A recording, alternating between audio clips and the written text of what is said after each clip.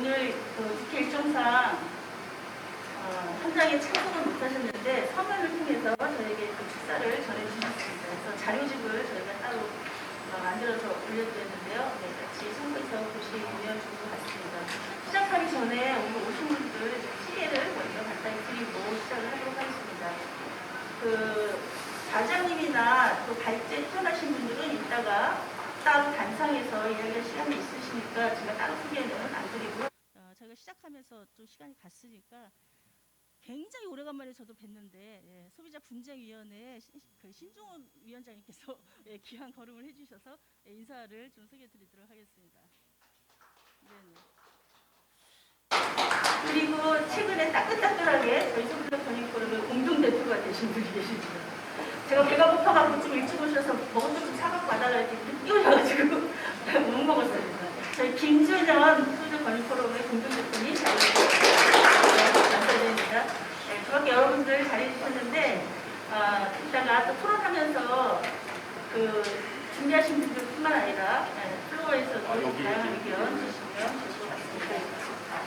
자, 먼저 지금 오늘 저희가 공동 주관을 하지는 않았는데요. 소비자 쪽에 굉장히 관심 있는 또 한 분의 국회의원님께서 화상을 통해서 줌으로 저희한테 축사를 좀 준비를 해주셨습니다. 그래서 지금 이제 대기를 하고 계신데 줌에서 이제 축사하시는 게 나와야 되니까 그거 좀 연결을 좀 부탁을 드리고요. 누구시냐면은 분당구의 김병욱 의원님이십니다. 김병욱 의원님은 2020년에 소비자한테 협의회에서 소비자를 위해서 열심히 의정활동하시는 분들에 대한 시상을 타셨는데 그때 상을 타셨어요. 네. 그리고 현재 정무위원회 간사를 맡고 계시고 그리고 소비자 관련한 다양한 지금 법률도 발의를 준비하고 계시고 그래서 오늘 인사 겸해서 이렇게 영상을 통해서 축사를 전해주시기로 하겠습니다. 지금 접속이 되어 있으신가요? 네, 들리세요? 안녕하세요. 네네, 잘 들립니다. 들리나요? 네네. 잘 들립니다. 네. 손 한번 흔들어주세요, 들리시면. 네. 지금 시작하면 되나요? 네네, 지금 부탁드립니다. 방금, 소개받은 국회 정무위원회 더불어민주당 간사를 맡고 있는 김병욱 의원입니다. 제 지역구는 경기도 분당구 을이고요.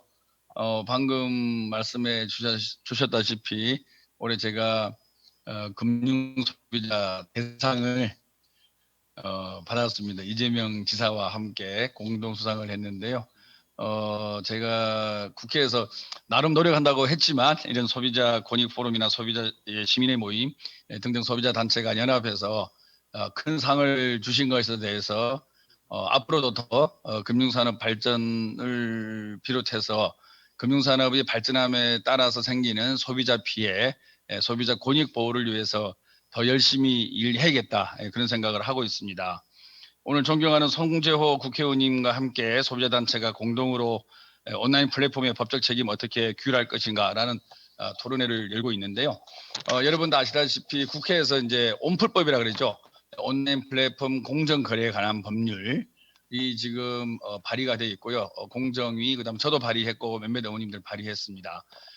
여러분도 아시다시피 지금 이제 경제가 플랫폼 기업을 중심으로 경제가 발전하고 소위 디지털 혁명 시대에 있어서 플랫폼 기업을 빼놓고는 이제는 아무런 발상을 할 수 없는 그런 시대가 되었습니다. 그래서 이런 기업과 기업 간의 거래, 플랫폼 기업 간의 거래, 그리고 온라인 플랫폼 사업자와 그다음에 입점업체와의 관계, 그리고 온라인 플랫폼 기업과 입점업체와 소비자와의 관계, 이런 세 가지 관계가 있는데요.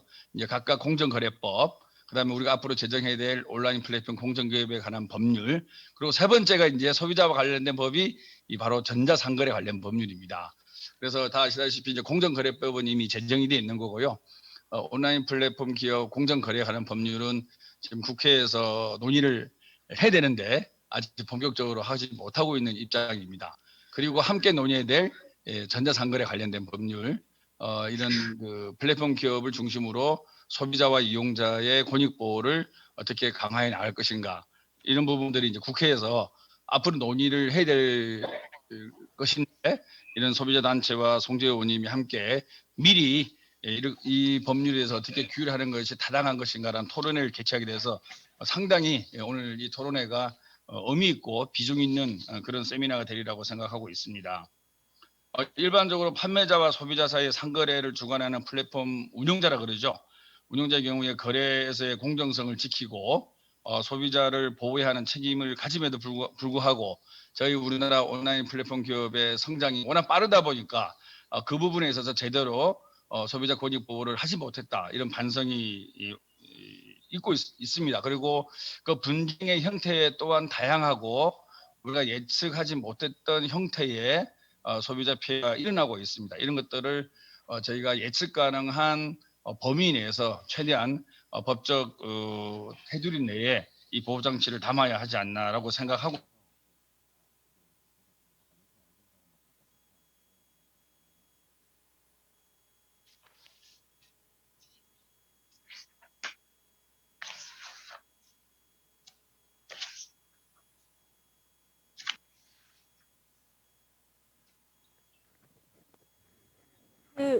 그 의원님 소리가 지금 꺼져 여보세요? 네, 됐습니까? 됐습니다. 예. 네네. 연결 상태가 고르지 못하네요.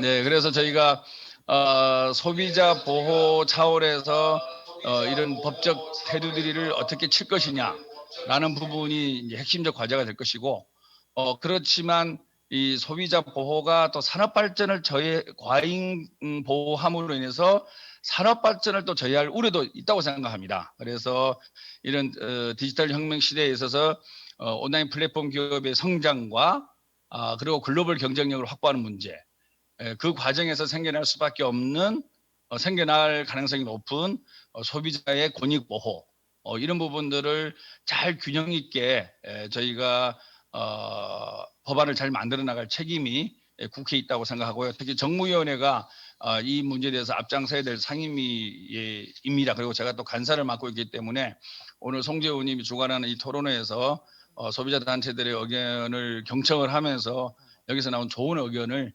저희 법을 만드는 과정에서 또 정책을 만드는 과정에서 반드시 참조해서 좋은 법이 만들어질 수 있게끔 최선의 노력을 다하겠다는 말씀을 드리고요. 여기서 나오는 정책을 꼼꼼히 잘 정리해 놓도록 하겠습니다. 감사합니다. 고맙습니다.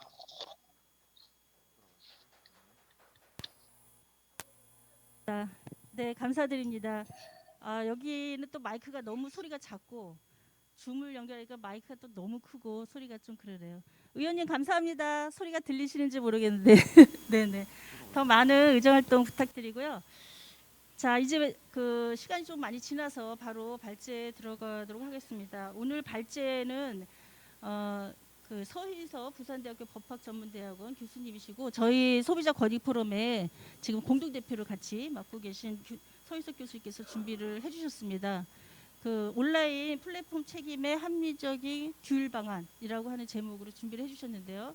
그 발표 PPT하고 또 원고를 또 별도로 작성해 주셔서 저희가 나눠드린 자료에 그 같이 게재를 해놨습니다. 그래서 참고해서 보시면서 발제를 청해 듣고요.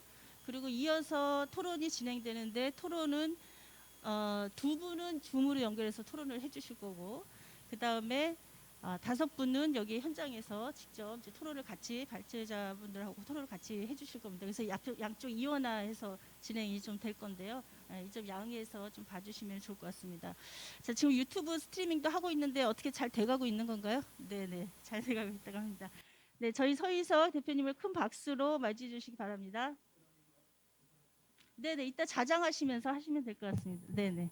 저희가 주간 기관들이 많아서 다 인사 말씀 하시면 시작할 때 너무 시간이 많이 걸려서요.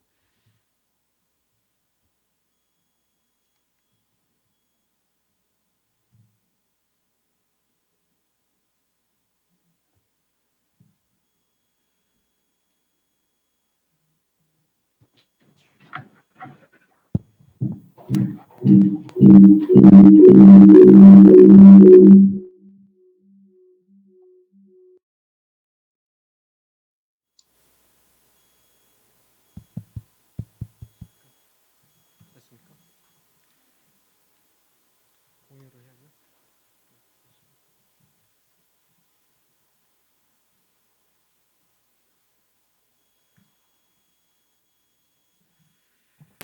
예, 반갑습니다.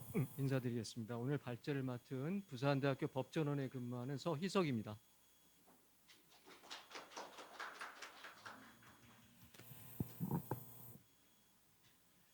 오늘 귀한 발표 기회를 주셔서 감사합니다.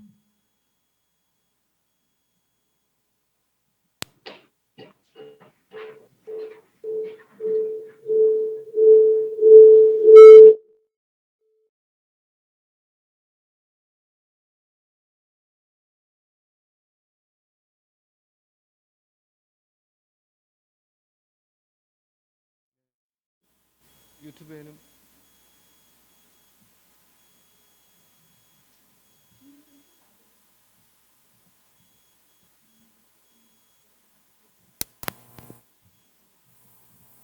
어디 가세요? 저기 앞에 가세요? 앞에 가서 하라고요? 그럼 요거를 조금 앞으로 가져가면 안 돼요?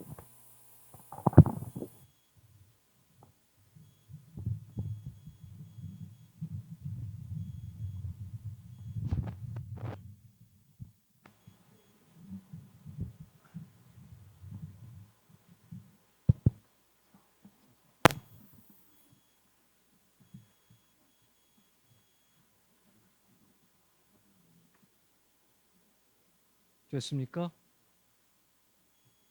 혹시 유튜브에서 연결이 됐습니까? 진행할까요? 네. 예, 연결이 좀 고르지 못해서 죄송합니다. 지금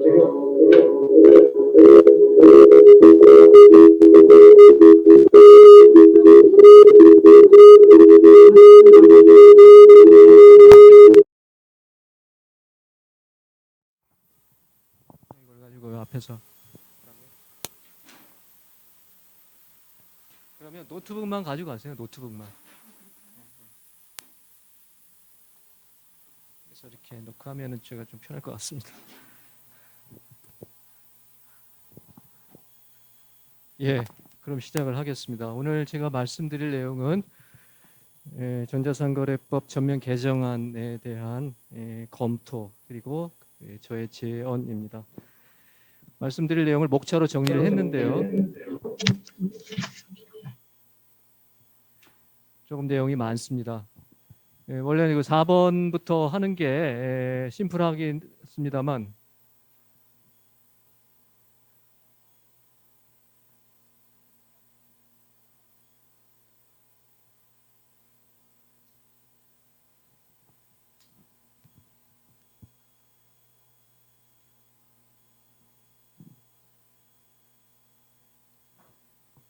노트북 목차 부분 좀 펴주세요.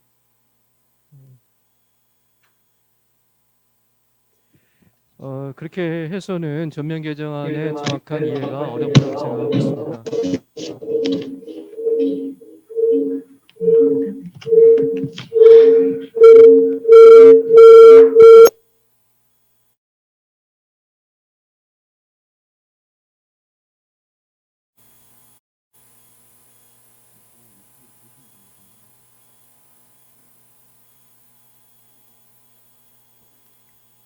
큰 소리를 댈 수가 없는 상황인데 지금. 예, 그냥 진행할까요? 네, 주문 포기하고 네, 오케이 알겠습니다. 목차를 좀 봐주십시오. 그러면 저거 노트북 제가 써도 되겠죠? 주세요.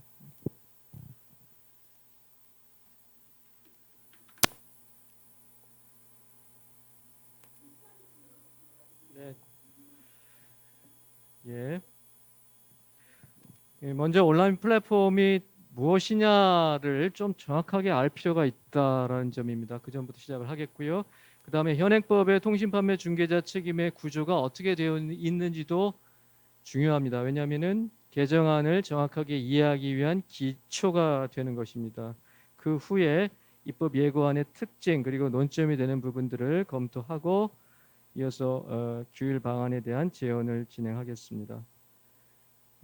먼저 전면 개정 입법 예고안 아시는 것처럼 21년 3월 5일 지난달에 입법 예고가 되었습니다. 이 법안은 전자상거래 시장이 플랫폼 거래로 급성장하고 또한 플랫폼이라는 이유로 소비자 피해가 구제받지 못하는 현실이라는 부분에서 시장의 변화와 소비자 보호라는 요청을 반영하기 위한 노력의 결실이라고 평가를 할 수 있을 것 같습니다. 그리고 또 하나 중요한 것은 공정위가 단지 법을 만드는 데 그치지 않고 각계각층의 의견을 수렴하기 위해서 상당한 노력을 기울이고 있습니다. 따라서 이 입법 예고안이 전자상거래에서 민사책임의 규율 방향성을 논의하는 중요한 계기가 되고 있다는 점에 대해서도 평가를 하고 싶습니다. 오늘 이제 조금 후에 송상민 공정거래국장님께서 이제 토론을 해주시겠습니다만 마침 오늘 공정거래위원회는 중요한 행사를 다른 곳에서 진행을 하고 있습니다. 공정거래위원회 창립 40주년 기념 행사를 하고 있고 또한 오늘 하는 행사와 비슷한 발표회도 같이 하고 있어요. 그럼 바쁘신 와중에서도 저희 토론회에 참석해 주셔서 감사의 말씀을 드립니다. 제가 이 발표를 하게 된 계기를 잠깐 말씀드리는 게 좋을 것 같습니다. 시간은 없지만 2년 전으로 거슬러 올라갑니다. 이 일본 정부, 정확하게는 소비자위원회가 한국의 전자상거래에 관한 민사책임에 관한 규율을 알고 싶다라고 저한테 요청을 해왔습니다. 그 이유는 일본은 현재 전자상거래에 관한 민사책임에 관한 규율이 없어요. 행정규제만 있습니다. 특정상거래법에. 그래서 이제 민사책임에 관한 룰을 만들기 위해서 비교법으로 검토를 하는데 세 개의 국가와 지역을 비교법적 검토 대상으로 삼았습니다. EU, 한국, 중국입니다. 이 세 곳에서 이미 입법이 이루어졌기 때문입니다. 제가 발표를 준비하면서 소비자위원회 발표 그리고 그 발표 과정 속에서 느꼈던 점은 우리나라의 전자상거래법이 상당히 다른 나라보다 앞서 나가고 있다라는 그러한 생각이었습니다. 반면에 민사책임임에도 불구하고 책임의 귀책 근거 내지는 귀책 근거라고 부르는 부분이 명확하지 않은 부분도 있다라는 인상을 받았습니다. 그래서 일본의 전문가들의 대답에 명확하게 답변하지 못하는 그런 측면이 있었습니다. 그래서 일본에서 돌아와서 제가 했던 작업이 국내 전문가들이 썼던 문헌들을 모두 뒤지는 작업이었습니다. 그리고 나서 했던 일이 뭐냐면은 내가 과연 플랫폼의 책임에 대해서 얘기를 하는데 플랫폼을 정말 정확하게 알고 있느냐였습니다. 그래서 했던 작업이 플랫폼 연구회라는 곳에 자의반 타의반으로 가입을 해서 공부를 할 기회를 가졌습니다. 그 연구회의 주된 연구자들은 경영학과 교수들이었습니다. 국내 굴지의 경영학과 교수들이 주관하는 연구회 두 곳의 법학자로서 참가를 해서 공부를 하게 되었습니다. 그리고 국내외의 플랫폼에 관련된 문헌을 섭렵을 했습니다. 그래서 나온 결과가 지난달 2월 달에 소비자법학회에서 나온 요 논문입니다. 이 논문이 2월 달에 나오고 난 이후에 3월 5일 날 정부에서 전면 개정 입법 예고안이 발표되었던 것입니다. 이러한 일련의 과정을 거치면서 바로 전면 개정안을 제가 검토를 해볼 수 있게 되었고 따라서 오늘과 같은 발표를 할 수 있는 계기가 형성되었습니다. 제가 말씀드릴 내용은 세 가지로 요약이 됩니다. 먼저 이 법이 민사책임으로서의 체계성을 갖춰야 된다는 것이고요. 그 다음에 플랫폼 비즈니스의 실질을 반영해야 된다는 것이고요. 그 다음에 무엇보다 중요한 소비자 피해 구제의 실효성을 확보해야 된다는 것입니다. 그래서 오늘 발표 제목을 합리적 규율 방안의 제시라고 붙였던 이유는 바로 이러한 각계각층의 요구를 다 반영할 수 있으려면 합리성을 갖춰야 된다라는 관점 때문이었습니다. 먼저 온라인 플랫폼의 개념 및 특징부터 들어갑니다. 온라인 플랫폼은 이제 그 중에서 플랫폼이 더 개념이 넓습니다만 전자상거래 플랫폼으로 한정해서 말씀을 드립니다. 세 가지 개념 요소가 있습니다. 가상 공간에 형성된 거래 시장으로서의 요소입니다. 두 번째, 공급자와 수요자를 연결하는 거래 수단, 즉 시스템으로서의 측면입니다. 세 번째, 이들의 상호작용을 통해서 재화와 용역의 교환을 가능하게 해주는 비즈니스 모델로서의 측면이 있습니다. 이 세 가지 측면이 모두 이 플랫폼에 녹아 있는 것이고 어느 하나만을 강조해서는 플랫폼 시장을 정확하게 이해할 수 없다는 것입니다.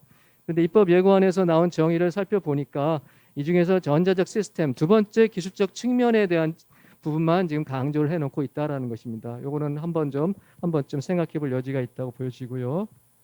그 다음에 온라인 플랫폼의 특징입니다. 이 특징은 지금 제가 플랫폼 연구회와 그리고 문헌을 통해서 검토한 바를 법학자의 입장에서 제 나름의 시각으로 정리한 것입니다. 이렇게 특징을 정리한 문헌이나 또는 논문을 발견한 적이 없습니다. 저희 오리지널이고요. 기존에 나왔던 것을 참고한 그런 특징의 정리입니다. 첫 번째, 공급자와 수요자의 참여에 의해서 조성되는 양면 시장이다. 두 번째, 공급과 수익이 분리된다. 세 번째, 플랫폼 운영자가 스스로 시장 운영을 위한 규칙과 거래 질서를 형성한다라는 점입니다. 먼저 양면 시장이라는 것은 뭐냐면 서로 다른 두 개의 유형의 이용자 집단이 플랫폼 안에 동시에 존재한다는 거예요. 플랫폼 안에 공급자, 즉 판매자, 수요자인 소비자 두 개의 이용자 집단이 동시에 존재하는 시장을 양면 시장이라고 하는데 그 특징은 양면 네트워크 효과라고 설명할 수가 있습니다. 이건 경제학자들이 얘기하는 건데요. 그 의미는 서로 다른 이용자 집단에 의해서 교차적으로 발생하는 네트워크 효과다. 그것은 이용자 집단 사이에 상대방 집단의 규모가 크면 클수록 자신의 효용이나 혜택이 커지는 효과를 말합니다. 예를 들면 오픈마켓에서라면 판매자가 많으면 많을수록 소비자가 유리하고요. 소비자가 많으면 많을수록 판매자는 매출 증대의 가능성이 높아지기 때문에 유리합니다. 따라서 이런 구조를 가지고 있기 때문에 플랫폼 비즈니스를 하는 사람 입장에서는 가능한 한 판매자 그룹과 소비자 그룹이 많이 참가할수록 좋다라는 얘기죠. 그래서 시장 참여자들이 플랫폼에 참가하도록 하기 위해서 이용료를 구사를 하는데 비대칭적인 이용료를 구사하는 게 특징입니다. 판매자의 경우에는 자기가 직접 판매하는 사람이기 때문에 플랫폼에 들어가면서 광고 효과가 있거든요. 그래서 돈을 지급하고서라도 참가하고자 합니다. 그런 수요가 있어요. 반면에 소비자에게는 이용료를 받지 않습니다.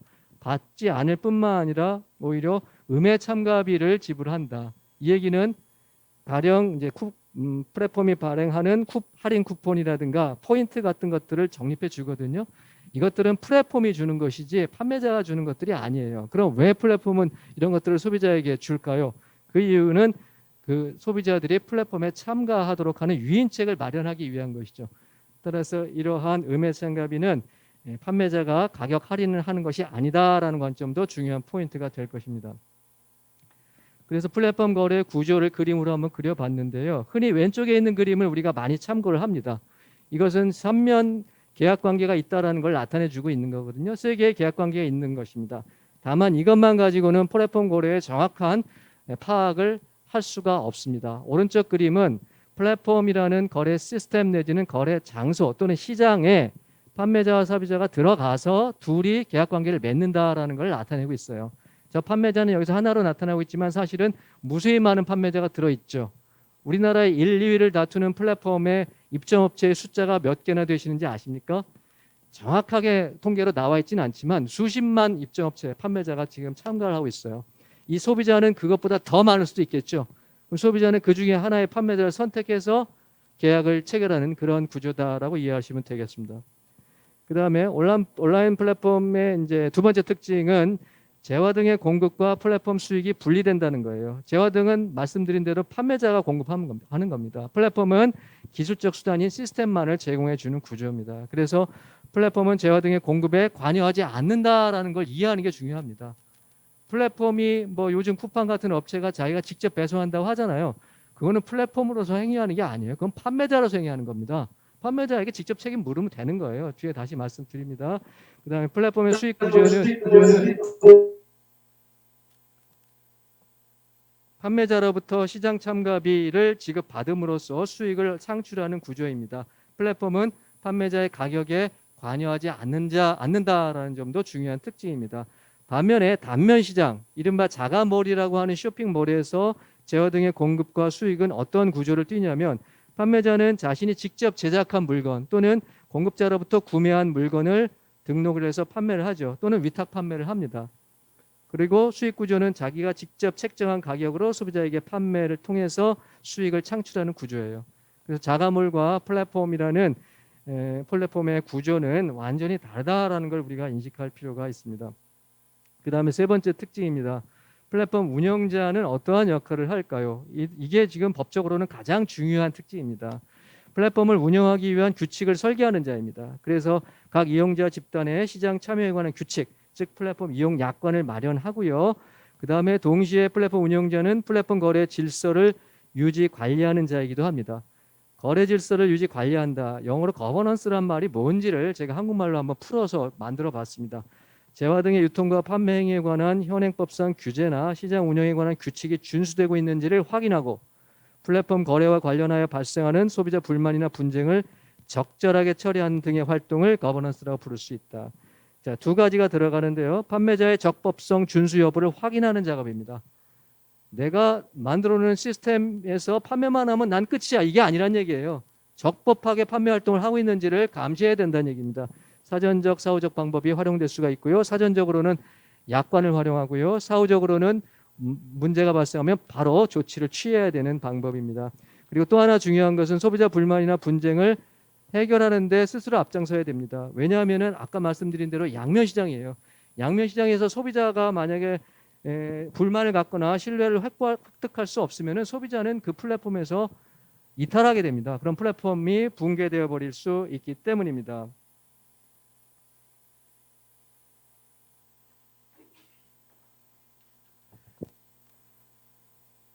자, 그래서 지금 특징 세 가지를 말씀드렸는데요. 그 중에서 첫 번째와 두 번째 특징이 법적으로는 판매자와 중개자의 법적 지위를 구별하게 만드는 특징이다라고 말씀을 드릴 수가 있고요. 세 번째 특징이 바로 플랫폼은 그럼 어떠한 주의 의무, 어떠한 법적 책임을 지느냐에 관련된 책임이다. 다시 말하면 거래 질서의 유지, 관리 의무를 부담한다라고 정리를 할 수가 있겠습니다. 그렇다면 그 플랫폼 운영자가 부담하는 주의 의무와 책임은 뭐냐? 세 가지로 나눠질 수 있다라고 봅니다. 이것이 앞으로 어떠한 책임을 플랫폼에게 물릴 것인가를 판단하는 데 있어서 중요한 근거가 되는 검토 자료이니까 잘 한번 봐주십시오. 첫 번째, 제어 등의 공급에 관해서 주의 의무를 부담합니다. 두 번째, 판매자의 판매 활동에서 적법성을 확보해야 됩니다. 세 번째, 이용자 간 분쟁 해결을 위한 중재자로서의 역할을 해야 됩니다. 하나하나 봅니다. 유통 불가 재화 등이 플랫폼에서 유통되면 안 되겠죠. 가령 마약을 판매한다. 이거 안 되죠. 그럼 시스템이 규제를 받아도 상관이 없어요. 플랫폼이. 사전적으로 차단을 해야 됩니다. 두 번째, 그 정도는 아니지만 예컨대 뭐 짝퉁인 물건이라든가 아니면은 인증을 받지 않은 물건이라든가 하는 재화 등이 유통이 되면은 안 돼야 되는데 판매자가 이 룰을 지키지 않을 수가 있단 말이에요. 그럼 어떻게 되냐? 그럼에도 불구하고 유통이 됐다면은 사전적, 사후적으로 유통이 되지 않도록 주의를 촉구해야 되고 사후적으로 그런 물건을 발견하면 즉시 회수한다든가 정보를 삭제한다든가 하는 조치를 취해야 됩니다. 그 다음에 두 번째, 판매자의 판매 활동에서의 적법성 확보에 관한 주의 의무입니다. 판매자가 소비자와의 계약의 당사자이기 때문에 판매자 스스로가 현행법상 규제를 준수하고 위반에 대해서는 스스로 책임을 부담하는 게 대원칙입니다. 그렇다면 플랫폼 운영자가 그러한 판매자의 적법성을 확보하도록 해야 될 주의 의무가 있느냐?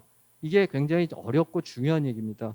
현행법에는 이른바 거래관여형 통신판매 중개업자의 보충적 책임이라는 현행법 20조의 3의 규정을 두고 있어요. 이 규정은 뭐냐면 계약 체결이나 대금 결제 업무를 플랫폼이 수행을 하면은 판매자가 대금 결제나 계약 체결과 관련한 판매자의 의무를 이행하는지를 뒤에서 감시해라. 이행하지 않으면 플랫폼이 이행해라. 라는 보충적 의무에 관한 규정을 둔 것입니다. 그런데 제가 볼 때는 이 계약 체결이나 대금 결제 업무는 이것은 플랫폼의 고유한 업무입니다. 고유한 비즈니스예요. 여러분들 한번 생각해 보십시오. 플랫폼이 만약에 계약 체결이 제대로 이루어지지 않아요. 그리고 결제도 플랫폼에서 하지 않고 판매자와 따로 해야 돼요. 그러면은 그 소비자는 플랫폼을 이용할 이유가 없습니다. 플랫폼의 편익성이 편리성이 없기 때문에 결국은 이러한 관점에서 본다면은 그러한 대금 결제와 계약 체결의 시스템을 모두 갖춘 플랫폼이어야지만 이 비즈니스를 운영할 수 있다는 얘기입니다. 그렇다면은 거래 관여를 했다라는 말 자체가 규칙 근거가 되기에는 명확하지 않다라는 것이고, 그리고 이 법에서 규제하는 판매자가 계약 체결과 관련해서 예컨대 청약을 확인하거나 또는 물건이 있는지를 확인하거나 라는 의무를 판매자가 이행했는지를 보라라는 얘기거든요.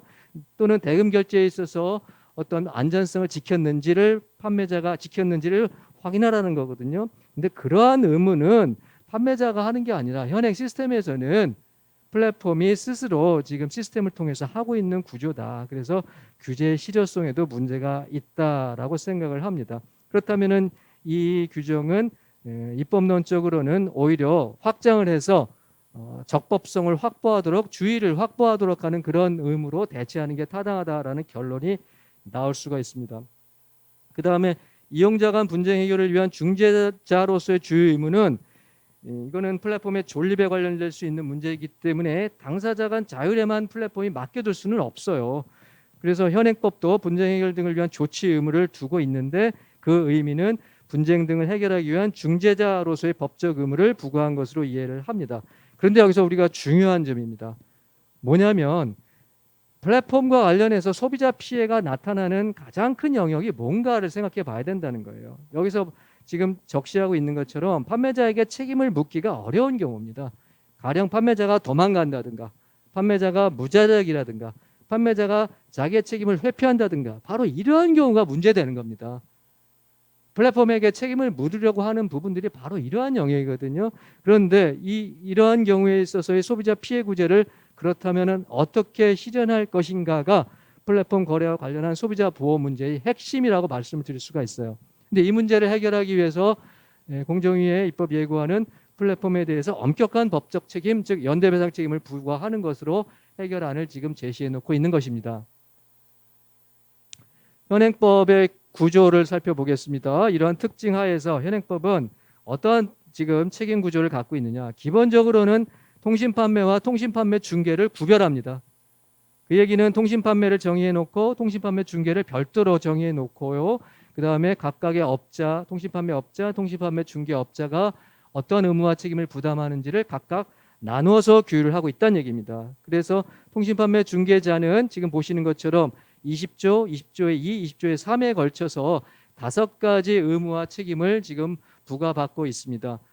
뒤에 자세히 설명드립니다만 먼저 첫 번째 고지 의무, 신원정보 제공 의무, 분쟁 해결 등을 위한 조치 의무 조금 전에 봤던 것이죠. 이것을 이제 기본적 책임이라고 저는 이제 명명을 해봤고요. 그 다음에 네 번째와 다섯 번째는 이제 강화된 책임이다라고 지금 별도로 이름을 붙여봤는데 이 강화된 책임, 통신판매 중개자의 책임을 강화하려는 노력은 지난 2012년 그리고 2016년에도 이 개정 입법에서 있었습니다. 그때 도입된 내용인데 제가 보기에는 민사 책임으로서의 어떤 규칙 근거가 이제 명확하지 않은 측면이 발견이 됩니다. 먼저 고지 의무와 연대배상 책임에 관한 것입니다. 이거는 고지 의무는 소비자가 쉽게 누가 당사자인지를 알리라는 얘기죠. 그러면은 이제 비판의 근거가 알리기만 하면 면책이냐 이제 이게 많이 지금 논의가 되고 있는데 사실은 그렇지가 않아요. 지금 고지 의무의 규율 내용이 상당히 엄격하게 돼 있어요. 총리령에서 사이버몰의 초기 화면에도 알려야 되고 계약 서면에도 알려야 되고 청약량의 확인 정정 취소 절차에서 알려야 되고 심지어 글씨의 크기를 어떻게 할지까지 지금 시행 규칙에서 마련되어 있다라는 얘기입니다. 그래서 고지 의무가 단순히 알리기만 하면 면책되는 구조는 아니다라는 점을 확인할 수가 있습니다. 그 다음에 판매자의 신원 정보를 제공해야 되는데요. 판매자가 사업자인 경우와 사업자가 아닌 경우로 나누어서 각각의 이제 만약에 정보를 제공하지 않을 경우뿐만 아니라 제공한 정보가 사실과 다른 경우까지 책임을 부과하도록 했거든요. 이것은 굉장히 엄격한 책임입니다. 사실과 다른 경우에도 연대배상 책임을 지우는 규정이어서 굉장히 책임이 엄격하다고 말씀드릴 수 있고요. 동그라미 1번과 동그라미 2번의 책임을 합쳐서 저는 계약 당사자 확정의 법리라고 이름을 붙여봤습니다. 즉 고지 의무를 준수하고 신원정보 제공 의무를 준수하면은 이 두 가지 엄격한 책임을 뭐 1번의 경우는 엄격하다라고 할 수 있을지 모르겠습니다만 하여튼 두 가지 의무를 준수를 하게 되면은 결국은 계약 당사자가 누구인지는 소비자에게 명확해지는 게 아니겠느냐. 그래서 계약 당사자가 판매자와 소비자로 확정되는 효과가 발생한다라는 의미입니다. 그다음에 분쟁 해결 등 조치 의무는 요거는 제가 아까 비교법적으로 지금 일본에서 발표를 했다는 말씀을 드렸는데요. 제가 생각하기에 지금 우리나라가 전자상거래법을 다른 나라에 소개를 할 때 가장 의미 있는 조항으로 소개할 수 있는 조항이 바로 이 조항이라고 생각합니다. 그 의미는 통신판매 중개자가 불만 처리나 분쟁 해결 등을 위한 인적 물적 설비를 마련하고 분쟁 해결 기준을 마련하고 그리고 10영업일 이내에 처리 결과를 소비자에게 알리고 이것들이 굉장히 단순해 보이고 이게 실효성이 있느냐라고 생각하실 수 있습니다만은 이 의무를 어떻게 운용하느냐에 따라서 소비자 피해의 많은 부분이 해결될 수 있다라고 일단 보고 있고요. 그리고 이 부분이 왜 중요하냐면 아까 말씀드린 대로 플랫폼의 특징을 정확하게 이해한 후에 만든 그러한 규율이라고 생각하는 거예요. 이 규율을 만들 때 업계에서는 많은 반발이 있었어요, 사실은. 그렇지만 만들고 났을 때 플랫폼 자체가 결과적으로 양면 시장으로서 어떻게 보면은 분쟁이 발생하는 것을 그냥 내버려 둘 수 없는 그런 구조적인 특징을 갖고 있다라는 점이 있거든요. 그런 점에서 이 책임을 마련했던 것은 지금 시점에서 봤을 때 가장 어떻게 보면 굉장히 의미 있는 일이었다라고 생각이 들고, 이 부분을 저는 더 확대해야 된다라고 생각을 합니다. 뒤에 다시 말씀드리겠습니다. 그 다음에 강화된 책임 두 가지인데요. 이 부분은 조금 규칙 구조에서 논란이 될 수 있는 부분인데 시간 관계상 넘어가도록 하겠습니다. 자, 이제 입법 예고안의 특징 및 이제 문제가 되는 논점에 대해서 설명을 드리겠습니다. 입법 예고안은 이미 잘 알고 계시겠습니다만 통신 판매 중개자라는 표현을 없애고 온라인 플랫폼 운영 사업자라고 표현하고 있습니다. 그 정의를 온라인 플랫폼 서비스를 제공하는 사업자라고 표현하면서 그 서비스 유형을 다음 세 가지로 나누어서 규율하고자 합니다. 정보 교환 매개 플랫폼, 가격 비교 사이트를 이제 연결 수단 제공형 플랫폼, 그다음에 우리가 아는 오픈마켓을 중개형 플랫폼, 이렇게 구분을 합니다. 그리고 중개형 플랫폼 중에서 개인 간 C2C 중개형 플랫폼에 대해서는 이제 별도의 규율을 또 마련해 놓고 있습니다. 그 중에서 가장 문제가 되고 있는 중개형 플랫폼의 의무와 책임이 어떻게 바뀌는지를 표로 정리해 놓은 것입니다. 빨간색 부분이 이제 새로 추가되는 것인데요. 먼저 고지 의무에 관한 부분을 삭제했습니다. 그 다음에 통신판매 업자인 통신판매 중개자 책임에 관한 네 번째 부분도 삭제를 했고요. 그 다음에 지위 겸유자, 즉 쿠팡과 같은 모델이 판매자로서 행위하는 경우에 구분 표시를 해라라는 내용이거든요. 그럴 때 연대배상 책임을 지우겠다라는 내용이 추가됐고요. 신원정보 제공 의무는 현행법에 그대로 있는 것입니다. 그 다음에 또 추가된 게 거래 관여 중요 업무, 예컨대 계약 체결 또는 대금 결제와 같은 중요 업무를 하고 있다면 그거를 알려라라는 의무이고요. 그다음에 오른쪽으로 가셔서 자신 명의로, 즉 플랫폼의 명의로 표시 광고하거나 공급하거나 또는 계약서를 교부하면은 연대배상 책임을 지우라는 규정이 추가가 됐습니다. 그다음에 중요 업무, 아까 봤던 그러한 중요 업무를 관해서 손해가 발생하면 연대배상 책임을 지우는 규정을 새롭게 두었습니다. 전체적으로는 삭제가 2개고요. 유지가 3개, 신설이 4개입니다. 입법 예고안의 특징을 3가지로 정리를 해봤습니다. 첫 번째, 입법 예고안은 쿠팡 법안이다. 이 말이 조금 좀 그런데요. 왜 쿠팡 법안이냐라고 했냐면 쿠팡의 비즈니스 모델을 전면에 배치하고 있습니다. 가장 첫 번째 책임에 관련된 조항의 첫 번째 조항에 이 쿠팡 비즈니스 모델을 배치했기 때문입니다. 그런데 이 쿠팡 모델은 중개자이면서 판매자로서 행위하는 거거든요. 잘 아시는 것처럼 재화 등을 직매입해서 직배송하는 모델이에요. 그리고 플랫폼에 직접 제공하는 재화 등과 판매자의 재화 등을 그렇다면 구분 표시해라라는 의무를 부과한 것입니다. 그 다음에 외관 책임 법안은 이게 이제 어떻게 보면 핵심적인 이 공정위 법안의 특징인데요. 엄격한 책임에 대한 귀책 근거, 민사 책임이기 때문에 귀책 근거가 중요한데요. 귀책 근거를 어디에서 찾느냐가 관건이었는데 외관 책임 법리에서 찾고 있습니다. 2가지 외관이 발생한다고 봅니다. 첫 번째, 플랫폼 사업자가 계약 당사자에 준하는 경우, 즉 자신 명의로 표시 광고하거나 공급하거나 계약서를 교부하는 경우입니다. 2번째로 플랫폼 사업자가 거래 과정의 중요 업무를 직접 수행하는 경우예요. 청약 접수, 결제, 대금 수령과 같은 업무를 하는 경우에도 외관이 발생한다. 즉 소비자가 이들을 계약 당사자로 오인한다는 것이죠. 따라서 오인하니까 책임을 부과하겠다는 얘기예요. 문제는 이제 외관의 책임을 뭘로 할 것이냐는 또 별개의 문제인데 보충적 책임에 관한 경우를 제외하고 모두 판매자와의 연대배상 책임을 부과하고 있습니다. 그래서 굉장히 엄격한 책임이 되고 있다라고 말씀을 드릴 수가 있습니다. 여기서 이제 논점이 되는 게 3가지라고 봅니다. 첫 번째로 고지 의무를 삭제했는데요. 이 고지 의무를 삭제한 것이 계약 당사자 확정의 법리를 포기한 것이냐라는 점이 문제가 될 수 있습니다. 말씀드린 것처럼 전자상거래법은 플랫폼 거래에 대해서 외관 채권 법리가 아니라 계약 당사자 확정의 법리로 대응해 왔습니다. 즉 동그라미 1번의 고지 의무, 동그라미 2번의 신원정보 제공 의무였어요. 그런데 그중에서 고지 의무를 지금 삭제하고 있어요. 그 얘기는 고지 의무를 삭제하면서 그 자리에다가 이제 쿠팡에 관한 규율을 새롭게 두었는데요. 쿠팡이 양자의 지위를 지금 갖고 있기 때문에 그 지위를 명확히 구분하기 위한 규율의 설정은 필요합니다. 그러나 그걸 첫 번째로 올리는 거는 이거는 순서가 잘못됐다는 것이고요. 직매입 비즈니스, 즉 우리가 쿠팡 또는 아마존 모델이라고 불리우는 비즈니스 모델인데요. 이 모델이 플랫폼 비즈니스의 전체를 대변한다고 할 수가 없습니다. 만약에 이것이 첫 번째 조문으로 들어와 버린다면은 앞으로 플랫폼 비즈니스는 쿠팡과 같은 모델로 가야 된다라는 암묵의 암시라고까지 볼 수가 있어요. 이거는 순서가 잘못됐다는 것이거든요. 기존의 비즈니스도 우리가 오히려 그 부분을 더 중시하고 새로운 모델을 추구하는 형태가 되어야 되지 않을까라는 점입니다. 두 번째, 외관 책임의 규칙 근거가 명확하냐라는 논점이 있을 수 있는데요. 외관 책임이라는 말은 뭐냐면은 귀책 사유로 인해, 즉 고의나 과실로 자기가 당사자다라는 그런 외관을 형성한 데 대해서 스스로 책임을 져야 된다는 거예요. 예컨대 상법상 명의대여자 책임 같은 것들이 그런 것이거든요. 내 명의를 쓰기에 허락을 했다면 귀책이 있는 거죠. 허락한 데 대해서 네가 책임져라라는 거거든요. 그런데 플랫폼 비즈니스도 마찬가지 얘기를 할 수 있느냐가 문제가 되는데, 입법 예고안에서는 아까 말씀드린 대로 두 가지 외관이 존재한다고 지금 설명을 하고 있습니다. 그 중에서 동그라미 1번과 2번인데 두 번째 부분에 대해서 공정위가 이제 설명 자료를 이제 상세하게 만들어 주셨는데요. 그 설명 자료에 의하면 이렇게 설명하고 있어요. 같이 한번 검토를 해보시죠.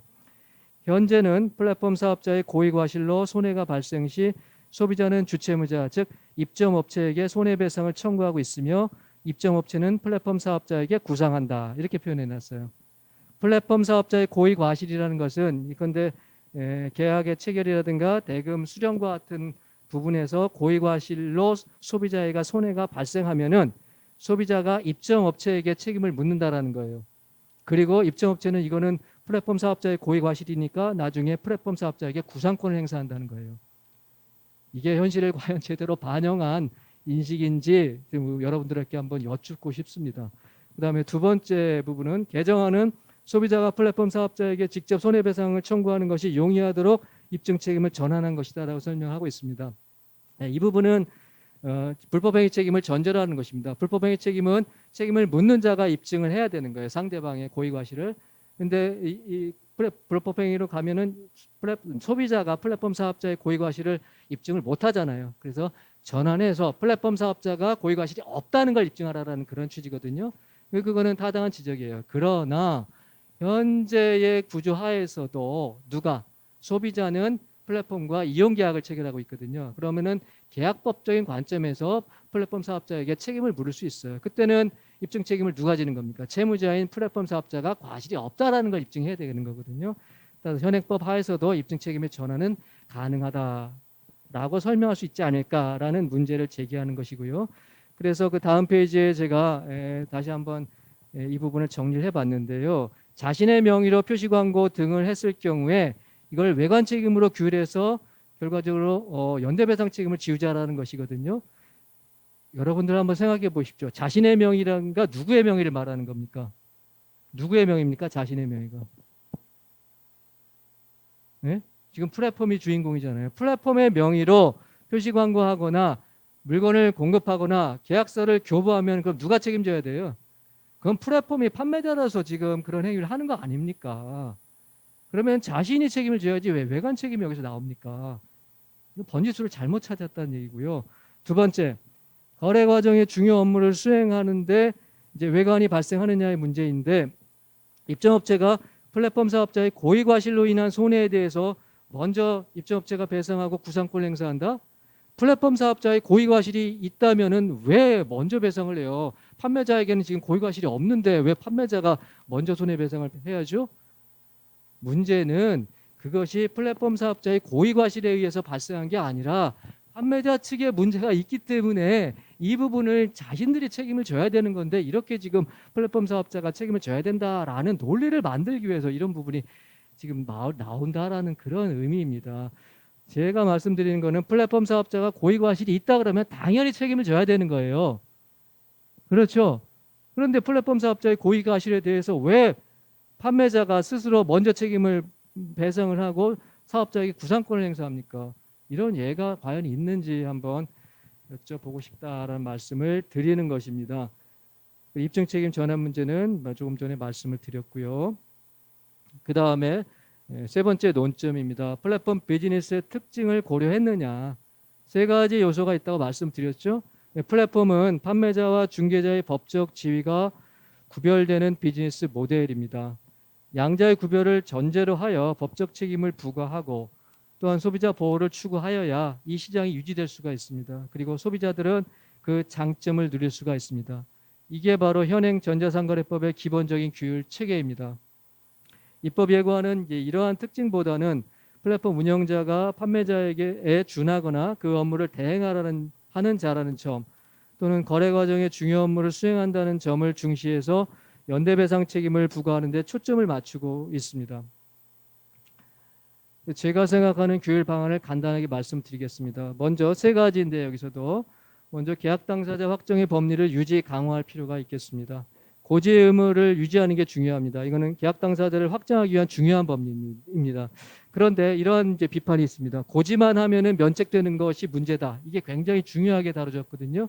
그렇지만 제가 말씀드린 대로 고지 의무가 굉장히 꼼꼼하게 규율되어 있다는 걸 먼저 보셔야 되고요. 그렇다 하더라도 이 고지만 하면 면책되는 구조가 잘못됐다면 다음과 같이 바꾸는 건 어떨까요?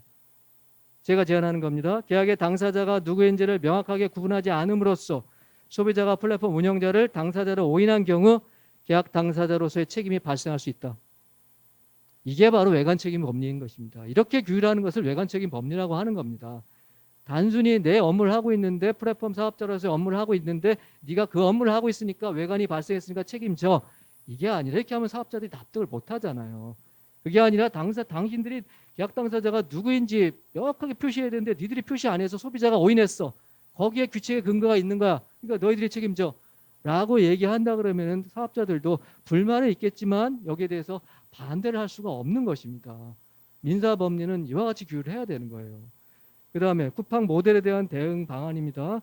지금 두 가지 제안을 하고 있는데요. 직매의 구분 표시, 자신이 직접 제화 등을 제공하는 경우, 그 다음에 자신 명의로 제화 등을 표시 광고 등 하는 경우 두 가지로 나눠져 있는데 제가 보기엔 두 가지는 같은 내용이에요. 자신이 직접 제화 등을 제공하는 경우가 그 두 번째에 있는 공급하고나에 들어가는 거죠. 자신의 명의로 제화 등을 표시 광고하는 경우, 자신의 명의로 제화 등을 직접 공급 또는 제공하는 경우, 자신의 명의로 계약서를 교부하는 경우, 이거는 외관 책임의 법리가 작동할 영역이 아니라 스스로 판매자로서의 책임을 져야 될 영역이라고 말씀드렸습니다.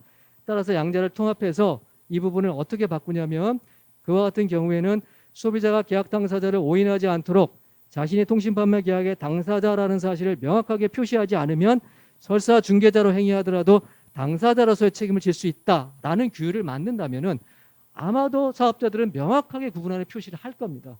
이거야말로 외관적인 법리를 정확하게 표시한 그런 내용이라고 말씀드릴 수가 있습니다. 그 다음에 두 번째는 플랫폼의 고유한 의무와 책임에 관한 규율을 확충할 필요가 있다. 지금 현재는 플랫폼의 책임을 판매자와 관련 속에서만 책임을 부과하려고 하고 있는데 플랫폼 스스로가 책임을 부담할 영역이 있다라는 거예요. 두 가지로 나눴는데요. 중요 업무를 수행하는 플랫폼의 연대배상 책임에 관한 규정은 청약의 접수나 대금의 결제 등에 관해서 이러한 중요 업무의 수행과 관련해서 소비자에게 손해가 발생하면 연대배상 책임을 진다는 것이거든요. 그런데 말씀드린 대로 청약의 접수나 대금의 결제에 관한 것은 플랫폼의 고유 영역입니다. 시스템으로 이미 확립된 거예요. 그 시스템이 확립된 부분에 만약에 사업자에게, 즉 플랫폼 사업자에게 고의과실이 있다면 당연히 책임을 져야죠.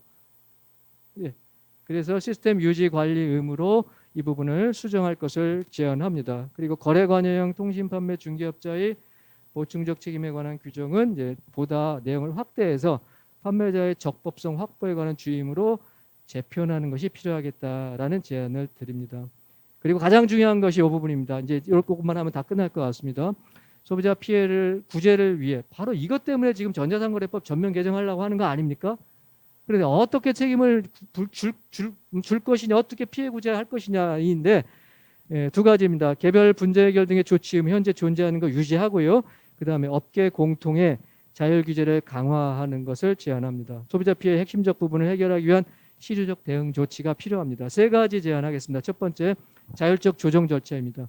개별적 분쟁 해결 등 조치음을 통해서 해결되지 않는 사안을 이 자율적 조정 절차에 올립니다. 이게 조정위원회라고 한다면 여기서 다시 한번 조정을 거치도록 합니다. 앞에는 조정이 아니죠. 여기서는 조정이 되는 겁니다. 이때 조정위원회를 구성하고 절차를 마련하고 하는 등의 공정위가 일정 부분 관여할 필요가 있습니다. 이것이 현재 세계적으로 유행하고 있는 자율 규제의 모델입니다. 공공기관 또는 정부가 관여한, 이렇게 관여할 수 있다는 것이에요. 직접적으로 관여하는 게 아니라.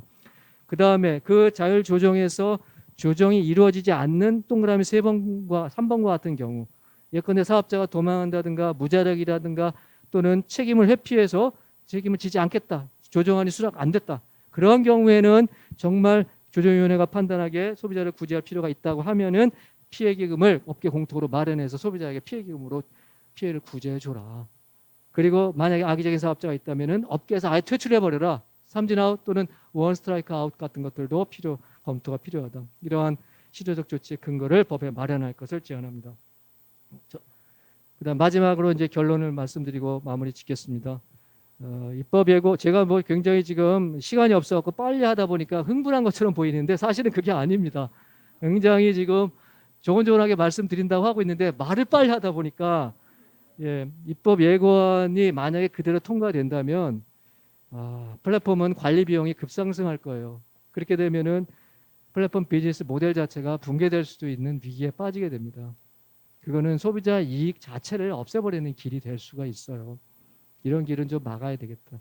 그 다음에 전자상거래법을 지금 그 명칭이 전자상거래 소비자보호법이잖아요. 그래서 소비자 보호를 해야 된다 강조하는 건 좋은데 오해하시는 분들이 있단 말이에요. 이 법은 소비자보호법이기 이전에 전자상거래법의 일반 규율을 규율하는 일반법이라는 얘기예요. 전자상거래법에서 전자상거래 민사규율을 규율하고 있다는 얘기예요. 다른 법에서 규율하고 없어요. 규율이 없어요, 우리나라에. 따라서 이 법이 다른 법, 특별법에도 영향을 미친다라는 점을 감안하셔야 됩니다. 가령 노티스 앤 택다운 룰 같은 것이 이미 다른 특별법에 영향을 미치고 있어요. 이미 들어와 있어요, 많은 부분에. 그리고 이 법을 만약에 규율 체계를 완전히 바꾼다, 그리고 기존에 있는 법들 다 바꿔야 된다는 얘기예요. 이런 것들도 한번 생각해 봐야 된다는 겁니다. 그 다음에 저의 생각을 종합적으로 말씀드립니다. 세 가지로 말씀드리면, 비즈니스 모델의 특징을 반영한 민사규율의 정비, 법적 안정성이 필요하다.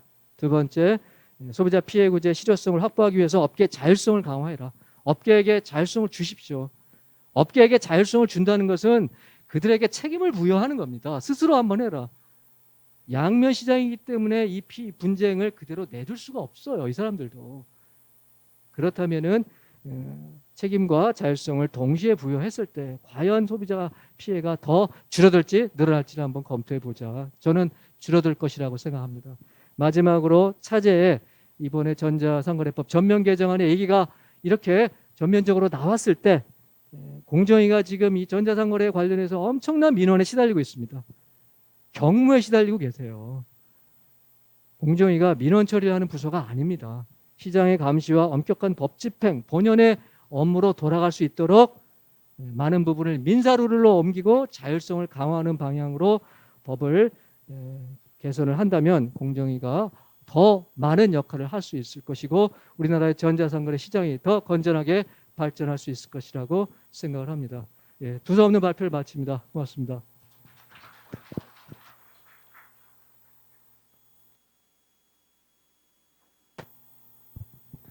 네, 발제 감사드립니다. 뭐 여러 입장이라든가 관점의 차이 같은 건 좀 있을 수는 있을 것 같습니다. 그래서 지금 학회에서도 굉장히 이 같은 주제로 여러 토론회가 지금 진행되고 있고요.